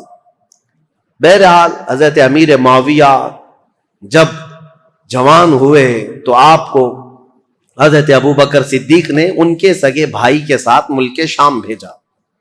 ان کے سگے بھائی کا نام بھی یزید ہے، یزید بن ابو سفیان۔ ابو سفیان کے 2 بیٹے ہیں جن کا نام یہاں میں ذکر کر رہا ہوں، ایک کا نام یزید اور ایک کا نام معاویہ۔ عربوں میں یہ رواج تھا، بار بار ریپیٹڈ نام رکھتے تھے، دادا کا نام پھر پوتے کو، پوتے کا نام پھر فلاں کو۔ تو یزید بن ابی سفیان یہ بڑے بھائی تھے، حضرت ابوبکر صدیق نے ان کی مہارت کی وجہ سے ان کو ملک شام میں دمشق بھیجا تھا، اور انہوں نے اپنی مہارت سے جب حضرت خالد بن ولید نے ملک شام کو فتح کیا تھا تو یزید بن ابو سفیان وہاں کے گورنر مقرر ہوئے۔ ان کے انتقال کے بعد امیر معاویہ وہاں ساتھ گئے تھے، تو حضرت ابوبکر صدیق کے زمانے میں ہی ان کا انتقال ہوا، ان کے بڑے بھائی کا۔ تو حضرت عمر کا زمانہ جسٹ آ ہی رہا تھا، آپ نے خط لکھ کر کے بھیج دیا کہ یزید کے جو بھائی معاویہ ہیں انہی کو وہاں کا گورنر بنایا جائے۔ تو اب یہ رہی تاریخ امیر معاویہ کی۔ حضرت امیر معاویہ وہاں سے گورنر بن گئے ملک شام کے، دمشق کے، چلتی رہی ان کی گورنری۔ حضرت عمر کا زمانہ، حضرت عثمان کا زمانہ، یہ کل ملا کر 22 سال کا زمانہ ہوتا ہے۔ حضرت عمر 10 سال، حضرت عثمان 12 سال، حضرت عمر کے کچھ زمانے کے بعد وہ خلیفہ گورنر بنے تھے بہرحال. تو جب حضرت امیر معاویہ کو اتنی بڑی وہاں کی مہارت تھی، تجربہ حاصل تھا گورنری کا، ملک شام کی نس نس کو جانتے تھے، یہ امیر معاویہ پہلے شخص ہیں جنہوں نے بحری بیڑا شروع کیا اسلام میں. بحری بیڑا یعنی نیوی، فوج تیار کی، سمندری فوج بنائی.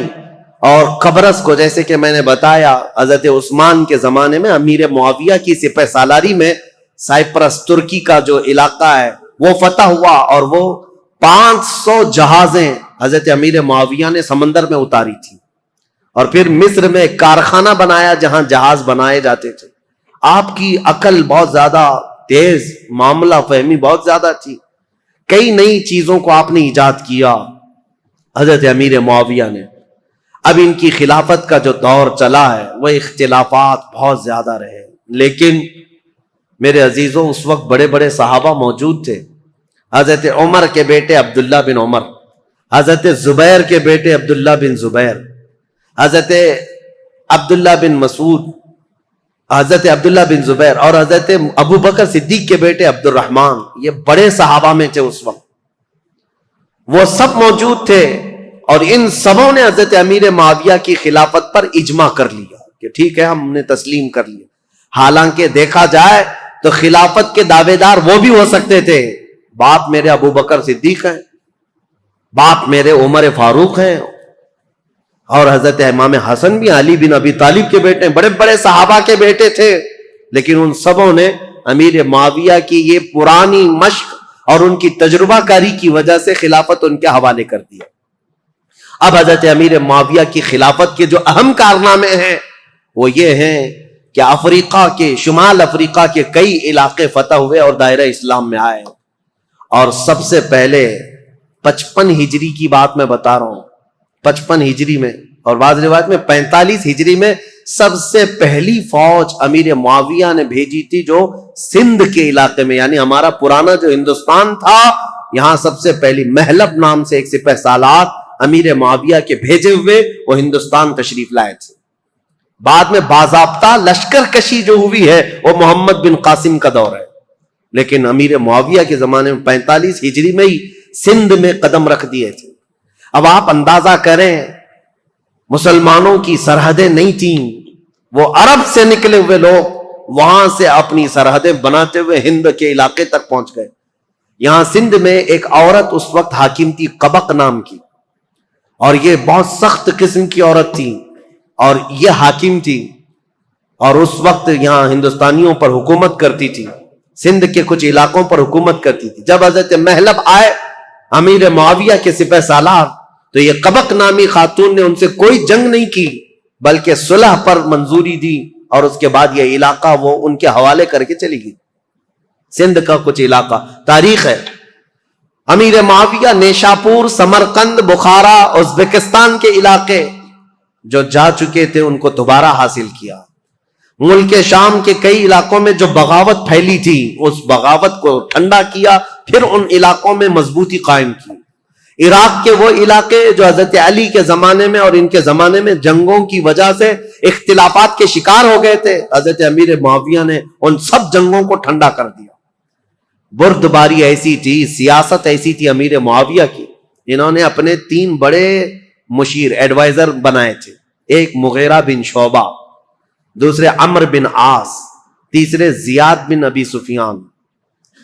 یہ حیرت کی بات میں آپ کو بتاؤں، حیرت کی بات کہ سگا بھائی ہے زیاد بن ابی سفیان، امیر معاویہ کے سگے بھائی ہیں، زیاد نام ہے. یہ سخت دشمنی کرتے تھے امیر معاویہ سے اور بہت کٹر حامی تھے مولا علی کے. ایک گھر میں حضرت علی بن ابی طالب کے سخت حامی تھے اور امیر معاویہ سے سخت دور. لیکن حضرت علی رضی اللہ تعالیٰ عنہ کی وفات کے بعد امیر معاویہ نے اپنی عقل اور دانائی سے ان کو قائل کر لیا اور واپس ان کو بلا لیا اور بصرہ کا انہیں گورنر بنایا. یہ زیاد بن ابی سفیان ایسے آدمی ہیں جن کے بارے میں کہا جاتا ہے کہ اگر یہ پہاڑوں کو بھی کہہ دے تو فرما بردار ہو جائیں. اتنی عقل کے ساتھ وہ معاملات چلاتے. جانوروں کو بھی اگر کہہ دے تو سیدھے لائن میں کھڑے ہو جائیں. زیاد بن ابی سفیان. یہ کون تھے؟ امیر معاویہ کے بھائی تھے اور ان کو انہوں نے اپنا ایڈوائزر بنایا ہوا تھا. اور عمرو بن عاص جنہوں نے پورا مصر فتح کیا، صحابی رسول ہیں، عمر میں بہت بڑے ہیں، لیکن مشورہ لینے کے لیے عرب کہتے تھے عمرو بن عاص کے پاس جاؤ. تو امیر معاویہ نے ان کو بنایا تھا. ظاہر سی بات ہے، آپ نے دیکھا وہ جنگ صفین میں کیا کیا. حضرت عمرو بن عاص نے بعد میں اعلان نہیں کر دیا تھا کہ میں اپنے فریق کو معزول نہیں کرتا. عمرو بن عاص امیر معاویہ کے مشیر خاص تھے. تیسرے تھے مغیرہ بن شعبہ، یہ بھی صحابی رسول ہیں، لیکن ایسے زیرک تھے یہ بھی، پورے کوفہ کو کنٹرول کرنے میں اور پورے عراق کو کنٹرول کرنے میں ان کا بڑا ہاتھ تھا. مغیرہ بن شعبہ، یہ 3 ایڈوائزر ایسے تھے جو امیر معاویہ کے شانہ بشانہ رہتے تھے. ان تینوں مشیروں سے یہ اپنی پوری حکومت کے سرحدیں کہاں تک پھیلا چکے تھے. بیٹھے تھے دمشق میں اور حکومت کی سرحد ان کی ہندوستان تک تھی. ایران بھی تھا، عراق بھی تھا، مصر بھی تھا، یمن بھی تھا، شام بھی تھا، پورا آج کے دور کا عرب تھا، حجاز، نجد، اور پھر اس کے علاوہ آرمینیا، آذربائیجان، ترکی، یہ سب علاقے. اتنا ہونے کے بعد پھر افریقہ کے ساحلی علاقے پورے کے پورے امیر معاویہ کی زیر نگرانی تھی. یہ اتنا بڑا خطہ ہے، میں آپ کو کہوں تو یہ بے جا نہ ہوگا کہ خلافت راشدہ کے ختم ہونے کے بعد امیر معاویہ وہ تنہا خلیفہ یا حاکم ہیں جنہوں نے ایک وقت میں 3 بر اعظموں پر اپنی حکومت جاری کی. 3 انٹر کانٹیننٹل، افریقہ، یورپ اور پھر ایشیا کا تو تھا ہی حصہ. ان سب علاقوں میں اسلام کی سرحدیں پھیلائی. اب حضرت امیر معاویہ رضی اللہ تعالیٰ عنہ کے جو اہم کارنامے تھے، اسلام کی وسعت ہوتی رہی، لیکن جو جنگوں کو انہوں نے ٹھنڈا کیا وہ ایسے ٹھنڈا کیا تھا. کہتے ہیں کہ کوفہ شہر میں مغیرہ بن شعبہ حاکم تھے. ایسا حال تھا کہ اگر راستے میں کسی کا ایک سکہ گر جائے تو کوئی دوسرا آدمی اٹھاتا نہیں تھا جب تک وہ سکے کا آدمی خود نہیں آ جاتا تھا. کوئی دوسرا آدمی چھوتا تک نہیں تھا. اور عورتیں اپنے گھر کا دروازہ بند کیے بغیر رات کو سوتی تھیں، کسی کو ڈر نہیں تھا کہ کوئی گھر میں آ جائے. یہ نظام اتنا ٹائٹ بنا کر کے رکھا تھا. امیر معاویہ کا ڈر تھا لوگوں کے اندر. خلافت کو اپنی طاقت سے، اپنی زور سے انہوں نے ہانک کر کے، یہاں تک کہ جو بربر قوم کے لوگ تھے افریقہ کے جنگلات میں رہنے والے، وہ ایسی وحشی قوم تھی کہ وہ تھوڑا سا اگر ان کے سامنے سے کوئی ہٹ گیا تو پھر وہ خبط سوار ہو جاتا تھا اور جنگلی جانوروں کی طرح جھپٹ پڑتے تھے. ایسی قوم کے لیے امیر معاویہ نے ایک پوری فوجی چھاونی ان کے ہاں قائم کر دی، جس کا سپہ سالار عقبہ بن نافع کو بنایا. وہ ہمیشہ ان کے اوپر سوار رہتے تھے بربر قوم پر، اور وہ ہمیشہ ان کی فرما بردار رہتی تھی. اور کئی ایسے ہیں، نیو سٹی ٹاؤن شپ کا پلان سب سے پہلے اس دنیا میں حضرت امیر معاویہ نے قائم کیا. پورا ایک شہر بسایا. جیسے افریقہ میں ایک شہر بسایا قیروان نام سے، اور وہ پورا مرکز اسلام بن گیا بعد میں. ایسے کئی ان کی ایجادات ہیں امیر معاویہ رضی اللہ تعالیٰ عنہ. بحری بیڑے پیدا کرنا، فوج کو ترتیب کے ساتھ، الگ الگ مقدموں کے ساتھ، الگ الگ ٹکڑیوں کے ساتھ، نام کے ساتھ بنانا. اور سب سے پہلے یہ پوسٹ آفس کا جو سسٹم ہوتا ہے، ڈاک کا، یہ امیر معاویہ کے زمانے میں قائم ہوا، جس کا نام انہوں نے برید رکھا کہ سرکاری خط بہت جلد ادھر سے ادھر جا سکیں. اس کے لیے انہوں نے منزلیں رکھی. ایک گھوڑا یہاں سے وہاں تک جائے گا، دوسرا گھوڑا وہاں سے وہاں تک جائے گا. لیٹر پہنچانے کے لیے سب سے تیز کام ہو امیر معاویہ کے زمانے میں ہو. خط و کتابت بہت تیزی سے جاتی تھی اور خبریں بہت تیز پھیلتی تھیں. اور امیر معاویہ رضی اللہ تعالیٰ عنہ نے لوگوں کو ایک چاند پر جمع کیا. یہ سارے ان کے اولیات میں سے، ان کے خصائل ہیں، ان کی بہت ساری چیزیں ہیں. لیکن اب آؤ، امن ایسا قائم کیا، 20 سال میں مسلمانوں کی جنگیں نہیں. ظاہر سی بات ہے میرے عزیزوں، امیر معاویہ کا ایک جملہ میں آپ کو سناتا ہوں، یہ ضروری ہے. امیر معاویہ رضی اللہ تعالیٰ عنہ کے پاس ایک جملہ میں آپ کو سناتا ہوں. ان کا جو مشیر خاص ہے زیاد بن ابی سفیان، وہ بصرہ میں تھے. اس نے ایک شخص کے ساتھ کچھ معاملہ کیا تھا اور وہ شخص شکایت لے کر کے سیدھے امیر معاویہ کے پاس آئے. امیر معاویہ نے دسترخوان بچھایا, کھانا کھلایا اور اس کے ساتھ اچھا معاملہ کیا. یہ بات زیاد بن ابی سفیان کو پتہ چلی کہ یہ تو خلیفہ اسلام کے پاس چلا گیا تھا, تو وہ آیا اور حضرت امیر معاویہ کے پاس کہا ایسے تو معاملات خراب ہو جائیں گے, میں نے اس کے ساتھ باز پرس کی ہے اور آپ یہاں پر اس کے ساتھ نرمی کر رہے ہیں, حمایت کر رہے ہیں. ابو حضرت امیر معاویہ نے کہا تھا ایک بات یاد رکھو, ترازو کے دونوں پلے ایک طرح نہ رہنے چاہیے, بلکہ میں نرمی کرتا رہوں اور تو سختی کرتا رہے, اسی سے جماعت میں انتشار سے محفوظ رہے گی. اور ان کو سختی کرنے کا حکم تھا, حضرت امیر معاویہ گلے لگاتے تھے, ان کی سیاست تھی. اور پھر یہ فرماتے تھے ان کا یہ جملہ کہ جہاں میرا کوڑا کام کر جاتا ہے میں وہاں تلوار نہیں اٹھاتا, اور جہاں زبان کام کرتی ہے وہاں کوڑا نہیں اٹھاتا, اور جہاں یہ سب کام نہیں کرتے ان کی گردنوں پر تلوار رکھ دیتا ہوں. یہ امیر معاویہ کی سیاسیات میں سے تھے. حتیٰ کہ اب میں ان معاملات کو رکھ دیتا ہوں چونکہ یہ ضروری ہے, جو افواہ پھیلانے والے, دیکھیں میں اتنی دیر تک تقریر کیا اور حضرت امیر معاویہ پر اتنی دیر بولنا, یہ بہت احتیاط کے ساتھ بولنے کی ضرورت ہوتی ہے, کیونکہ جنگوں کا دور, اختلافات کا دور. ہاں ہوئے ہیں معاملات, جو نااہل تھے وہ حضرت علی کو گالیاں دیتے تھے ممبر پر بیٹھ کر کے, سب وہ شتم کرتے تھے. خود میں نے بتایا مروان بن حکم جو مدینے کا گورنر تھا وہ حضرت علی کی شان میں برا بھلا کہتا تھا. اور ایسا نہیں ہے کہ یہ لوگ سب وہ شتم کرتے تھے, گالیاں دیتے تھے, ایسا نہیں. کوفہ والے جو لوگ تھے وہ امیر معاویہ کو گالیاں دیتے تھے. یہ سب تو چلتا رہا. ایک صحابی حجر بن عدی جو حضرت علی کے کٹر حامی تھے, ان کا قتل ہو گیا اسی بات پر. وہ حضرت امیر معاویہ کو اور مغیرہ بن شعبہ کو بہت سخت جملے کہتے تھے کہ تم لوگ نااہل لوگ خلافت میں آ گئے, رسول اللہ کے گھر والوں کی یہ خلافت ہے. اس بات پر حضرت امیر معاویہ ان کو نذرانے بھیجتے تھے, ان کو تحفے دیتے تھے. مغیرہ بن شعبہ بھی ان کے وظیفے بڑھا دیتے تھے, حالانکہ ان کے سخت جملے سنتے تھے حجر بن عدی کے. لیکن جو نااہل, بعد میں ایک بار مغیرہ بن شعبہ کوفہ سے باہر گئے تھے اور کسی دوسرے شخص کو گورنر بنا کر گئے تھے, اور حجر بن عدی جو صحابی, یہ حجر بن عدی کون ہے بتاؤں میں آپ. حجر بن عدی انٹرنیٹ پر سرچ کر کے دیکھ لینا. یہ حجر بن عدی وہ صحابی ہیں کہ ابھی 2011-12 میں ملک شام میں جب یہ ریولوشن کی جنگ شروع ہوئی, ابھی تک جنگ چل رہی نا, وہاں پر بمباریاں ہوئیں تو حجر بن عدی کی قبر پر بم گرا اور پورا ٹوٹ گیا, اور حجر بن عدی کی قبر کھل گئی تو حضرت حجر بن عدی کا جسم مبارک صاف اسی طرح سے نکالا گیا. صحابی رسول کا جسم پاک, ان کی تصویر بھی پھیلی ہوئی ہے انٹرنیٹ پر. ملک شام میں حجر بن عدی یہ مولا علی کرم اللہ وجہہ الکریم کے کٹر حامی لوگوں میں سے ہیں.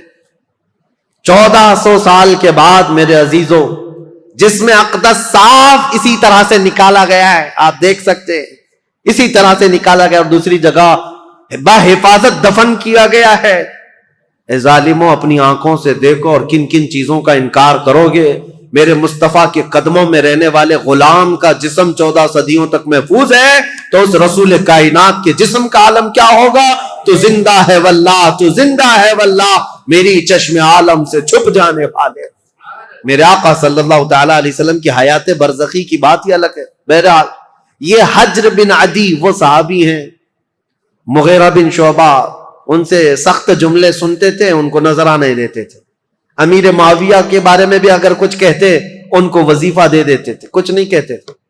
مغیرہ بن شعبہ یہ حضرت امیر معاویہ کے ایڈوائزر ہیں, لیکن حجر بن عدی کے ساتھ کوئی غلط معاملہ نہیں کرتے تھے. حضرت مغیرہ بن شعبہ کوفہ سے باہر کہیں گئے تھے اپنے کسی کو گورنر بنا کر, یہ نئے لوگ ہیں. حجر بن عدی اپنی عادت کے مطابق مسجد میں آئے, اور یہ نیا جو ہے وہ خطبہ دے رہا تھا, وہ اپنی عادت کے مطابق باتیں کر رہا.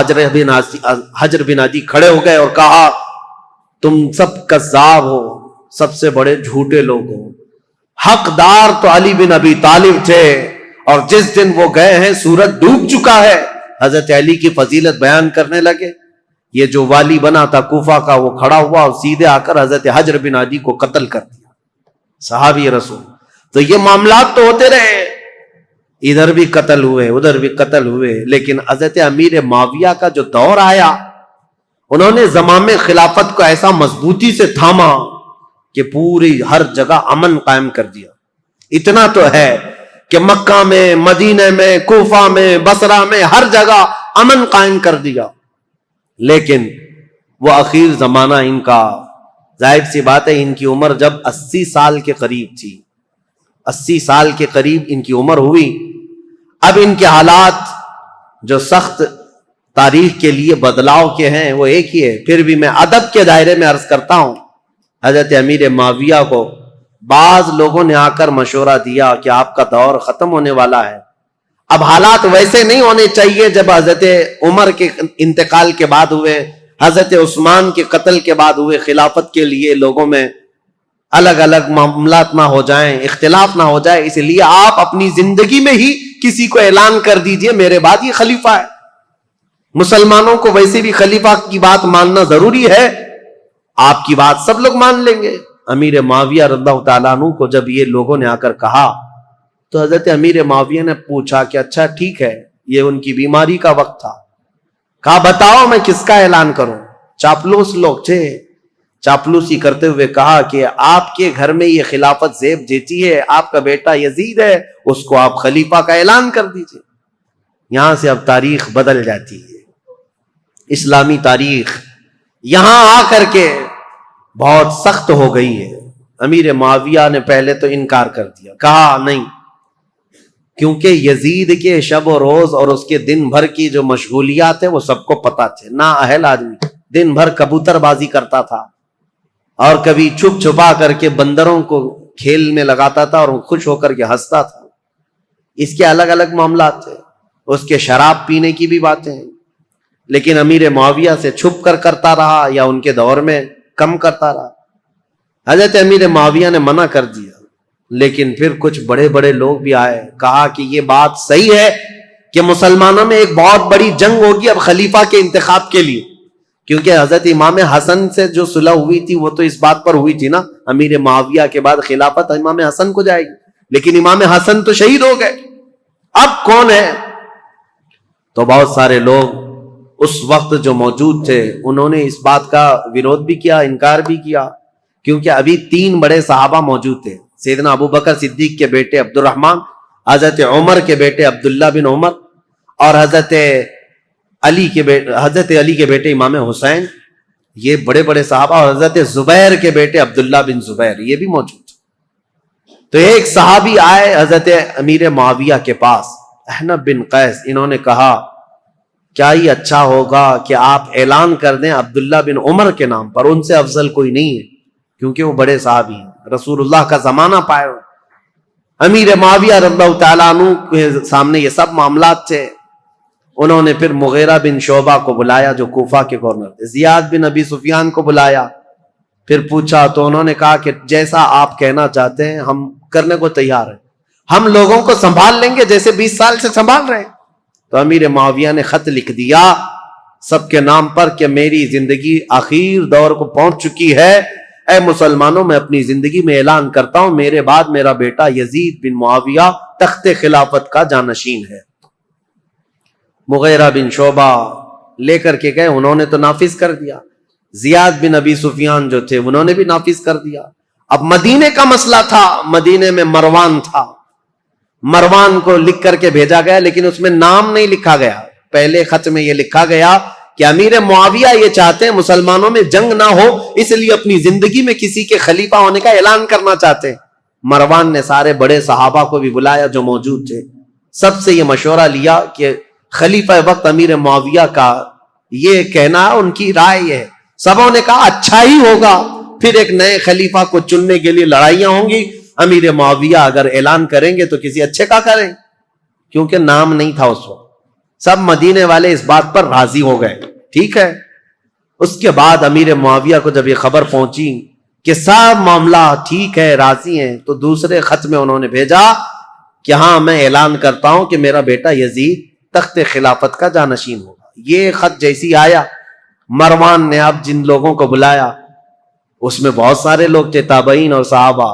اس نے کہا امیر معاویہ نے اپنے بیٹے کے خلافت کا اعلان کیا ہے. سب سے پہلے اب مروان نے جو بات کہی یہ کہی تھی، رسول اللہ صلی اللہ تعالی علیہ وسلم کی سنت پر اور ابو بکر اور عمر رضی اللہ تعالیٰ عنہ کی سنت پر امیر معاویہ اپنے بیٹے کو خلیفہ کا اعلان کر رہے ہیں.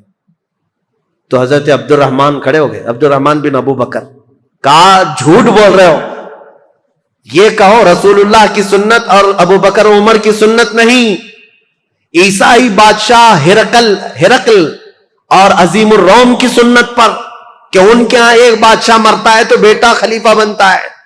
اسلام میں ایسا نہیں، تم جھوٹ بول رہے ہو. ابو بکر اور عمر کی سنت ہوتی تو ابو بکر نے اپنے بیٹے کو خلیفہ نہیں بنایا، عمر نے اپنے بیٹے کو خلیفہ نہیں بنایا، بلکہ ان خلفاء نے اپنے خاندان کو خلافت سے دور رکھا رضوان اللہ علیہ مجمعین. حضرت عبد الرحمن بن ابو بکر کھڑے ہو گئے. پھر حضرت عبداللہ بن عمر اور عبداللہ بن زبیر، یہ دو بڑے صحابہ تھے، ان سے پوچھا گیا تو انہوں نے کہا ہم نے یہ سوچا تھا کہ امیر معاویہ اس معاملے میں اچھا کریں گے، خیر خواہی کا ان کے ساتھ ہمارا معاملہ تھا، لیکن ہم ان کی خلافت کو صرف اس لیے تسلیم کیے ہوئے تھے 20 سال سے امیر معاویہ کی کہ ہم جنگیں دیکھ چکے تھے، مسلمانوں کا خون نہ بہے، ورنہ امیر معاویہ سے افضل صحابہ بھی موجود تھے خلافت کے وقت، لیکن ہم نے ان کو تسلیم کیا. تو اس کا مطلب یہ نہیں ہے کہ اب امیر معاویہ کے خاندان میں بھی یہ چلتا رہ جائے صحابہ میں سے. اب آئی بات امام حسین کی. امام حسین رضی اللہ تعالیٰ عنہ اس وقت مدینے میں موجود تھے. آپ کے پاس یہ بات آئی تو آپ نے بھی اس کا رد کر دیا. یہ معاملات ابھی چل رہے تھے اور زمانہ تاریخ ہجری کا 60ویں ہجری کو پہنچا تھا. رسول کریم صلی اللہ تعالی علیہ وسلم کی وفات کو 50 سال گزر چکے تھے. امیر معاویہ ایک دن بیماری کی حالت میں اس دار فانی کو کوچ کر گئے، انتقال ہو گیا.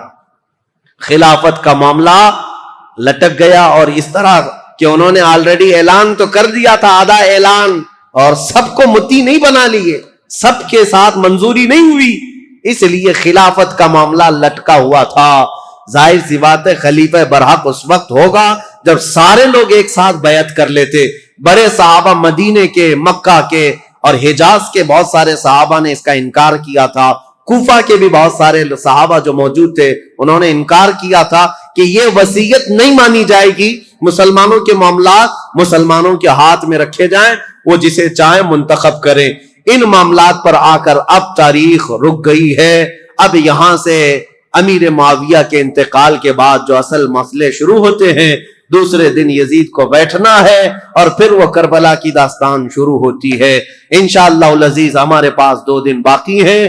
کل کی شب 10ویں شب ہے اور اس کے بعد سنیچر کے دن دوپہر میں سے پہلے شہادت کے امام حسین کے وہ واقعات، کربلا تک کے معاملات آپ کے سامنے رکھے جائیں گے انشاءاللہ.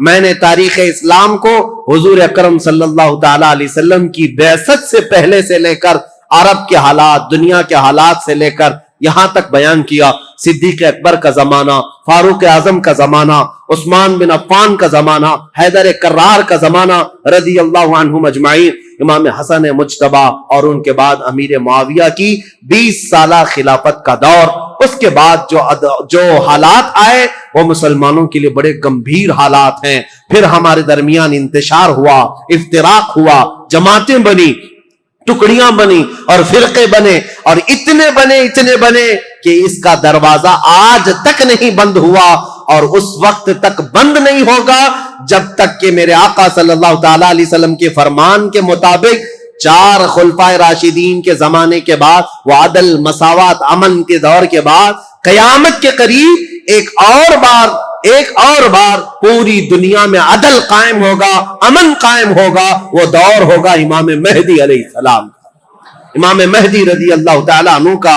اس امام برحق کے آنے تک یہ افتراق، یہ انتشار، یہ فرقے، یہ جماعتیں، یہ ٹکڑیاں، یہ اختلافات یہ چلتے رہیں گے. لیکن مسلمانوں، آپ سے میری یہ گزارش ہے، اس پوری تاریخ کی سچائیوں کو رکھو اور اس کے بعد اپنی زبانیں اور اپنی عقلیں سنبھال کر بات کرنا کہ تم جن کے بارے میں بات کرنے جا رہے ہو وہ رسول اللہ کے صحابہ ہیں. قیامت تک جو سب سے اچھے لوگ پیدا ہونے والے تھے ان سب کو چن کر کے اللہ نے رسول کا صحابی بنایا. رسول اللہ کے جو صحابہ ہیں میرے آقا نے خود فرمایا میرا ایک صحابی جو کے دانے کے برابر خیرات کرے اور امت پوری مل کر کے احد پہاڑ کے برابر سونا خیرات کرے تب بھی میری صحابی کی خیرات کے برابر نہیں ہو سکتے.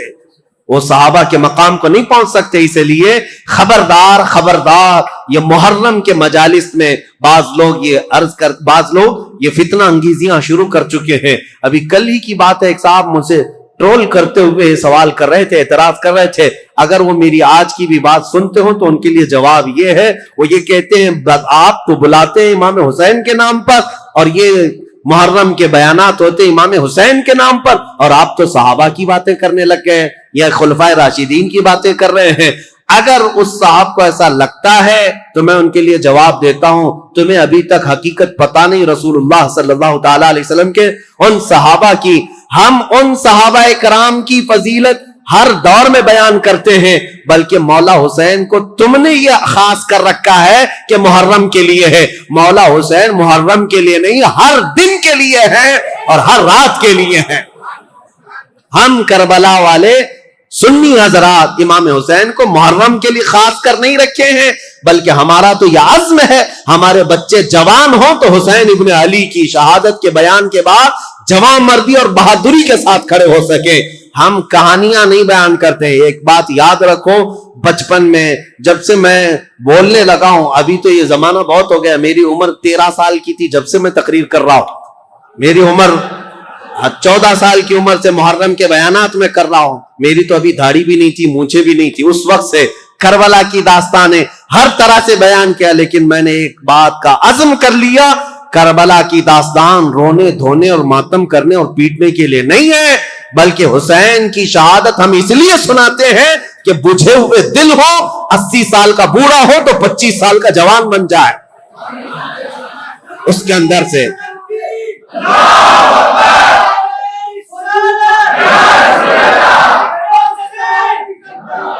میرے عزیزوں, یہ ہے عزیزان گرامی وقار مولا حسین ابن علی رضی اللہ تعالیٰ عنہ کا ذکر پاک ہم اس لیے کرتے ہیں کہ بزدلی ختم ہو جائے, ڈر ختم ہو جائے. میرے 2 منٹ کی اس گفتگو میں لوگوں کو جوانی آ سکتی ہے تو حسین ابن علی کا پورا تذکرہ اگر پڑھ لو تو کیا جوانی نہیں آئے؟ میرے عزیزوں, حقیقت یہی ہے کہ ہم نے کربلا کی داستانیں سنی ہیں تو رونا دھونا تو اپنی جگہ پر, غم ہے ہمیں حسین کا اور یہ غم ہماری موت تک ختم نہیں ہو سکتا. لیکن غم کا مطلب یہ نہیں ہے کہ ہم دنیا کو یہ دکھائیں کہ ہم صرف رونے والی قوم ہیں. ہاں, حسین ابن علی رضی اللہ تعالیٰ عنہ کے شہادت کا غم ہے تو دنیا کو ہم یہ بھی بتائیں کہ اس حسین نے ہمیں جواں مردی, استقلال اور استقامت بھی سکھایا ہے کہ ہمیشہ اپنی طرف نظر کرتے ہوئے یہ مت دیکھنا کہ میری جماعت میں 22 لوگ ہیں, 70 لوگ ہیں, 80 لوگ ہیں, بلکہ حسین کا یہ پیغام ہے کوانٹیٹی نہیں دیکھی جائے گی, کوالٹی دیکھی جائے گی. چاہے 22,000 کی تعداد ہو کہ 22 لاکھ کی تعداد ہو. اسی لیے آج میں اکثر یہ جملہ کہتا ہوں جب لوگ ہم سے یہ کہتے ہیں مولانا آپ جس ملک میں رہ رہے ہیں ہم مائنورٹی میں ہیں, حالات اچھے نہیں ہیں, ہم ان سے یہی کہتے ہیں میرے ہاں آج کی مائنورٹی دیکھ رہے ہو آپ 30 کروڑ کی تعداد میں ہو کر کے بھی ابھی بھی کہتے ہو ہم مائنورٹی میں ہیں. دنیا کی سب سے بڑی مائنورٹی میں تو حسین تھے جو کربلا کے میدان میں اترے. انہوں نے کبھی یہ جملہ نہیں کہا کہ ہم تعداد میں کم ہیں, بلکہ اپنے ہر بیٹے کو میدان میں اتارا, 6 مہینے کے بچے کو بھی لے کر کے آ گئے اور مولا رب العالمین کی بارگاہ میں اس کی شہادت پر یہ نہیں کہا میں مظلوم مارا گیا, میرا بیٹا مارا گیا, بلکہ رب العالمین کی بارگاہ میں اس حسین نے یہ عرض کیا تھا پورے مسلمانوں کو پیغام دیتے ہوئے, اے اللہ دین اسلام پر آنے والی مصیبتوں پر میرے 6 ماہ کے بچے کی قربانی بھی قبول فرما رب العالمین کی بارگاہ میں. اسی لیے عزیزان گرامی وقار, ہماری اب یہ جو کربلا کی تاریخ شروع ہوتی ہے وہ امیر معاویہ کے انتقال کے بعد اب ملک شام کے جو حالات بدلے، دمشق کے حالات بدلے، کوفہ کے حالات بدلے، مدینہ طیبہ کے حالات بدلے. یہاں عبداللہ بن زبیر مکہ میں تھے، عبداللہ بن عمر مدینہ میں تھے. ان سب صحابہ کے درمیان جو ایک کشمکش چل رہی تھی، اب اگلا دور کس کا ہوگا، اب کیسے ہوگا. ان حالات میں جو حالات برے ہوئے صحابہ کے ساتھ، اب وہ تاریخ کی کڑوی باتیں بھی کل ہمیں سننے کے لیے جگر رکھنا ہے. اللہ کریم ہماری تاریخ کی سچائیوں میں آنے والے جو برے واقعات ہیں ان سے قوم مسلم کو عبرت لینے کی توفیق عطا فرمائے. رب العالمین ہمیں ہر یزیدی فتنے سے محفوظ فرمائے. جنہوں نے اسلام کی بیخکنی جڑ اکھاڑنے کی سازشیں کی ہیں، رب العالمین ان کی تمام نسلوں کو ختم فرمائے. جو اسلام اور بانی اسلام کی طرف انگلی اٹھائے، رب العالمین تو اس ظالم گستاخ کو کیفر کردار تک پہنچا. اور مولا کریم اسلام کے اس کھیتی کو، اس باغیچے کو خزاں پہنچنے سے اس کو لہلہاتا ہوا سرسبز و شاداب فرما دے. آج زمانے کو پھر سے ہے ضرورت حسین کی، اور ہر دور میں جو یزیدی فتنہ آتا ہے اس دور کو ختم کرنے کے لیے مولا تیری بارگاہ میں اس محرم کے مجالس میں ہم یہ دعا کرتے ہیں. ہمارے مجمع میں، ہمارے جلسوں میں، ہمارے محلے میں اب فاطمہ کا بیٹا حسین تو نہیں آ سکتا. مولا حسین کی چھاؤں میں پلنے والا کوئی جوان قائد ہمیں عطا فرما، غلام حسین عطا فرما، جو صلاح الدین کا بازو لے کر آئے، جو خالد بن ولید کی تلوار لے کر آئے، جو شہاب الدین کا حوصلہ لے کر آئے، جو اورنگزیب کی دانائی لے کر کے آئے. رب العالمین ہم سب مسلمانوں کو کھوئی ہوئی عزت اور وقار عطا فرما. وآخر دعوانا الحمدللہ رب العالمین.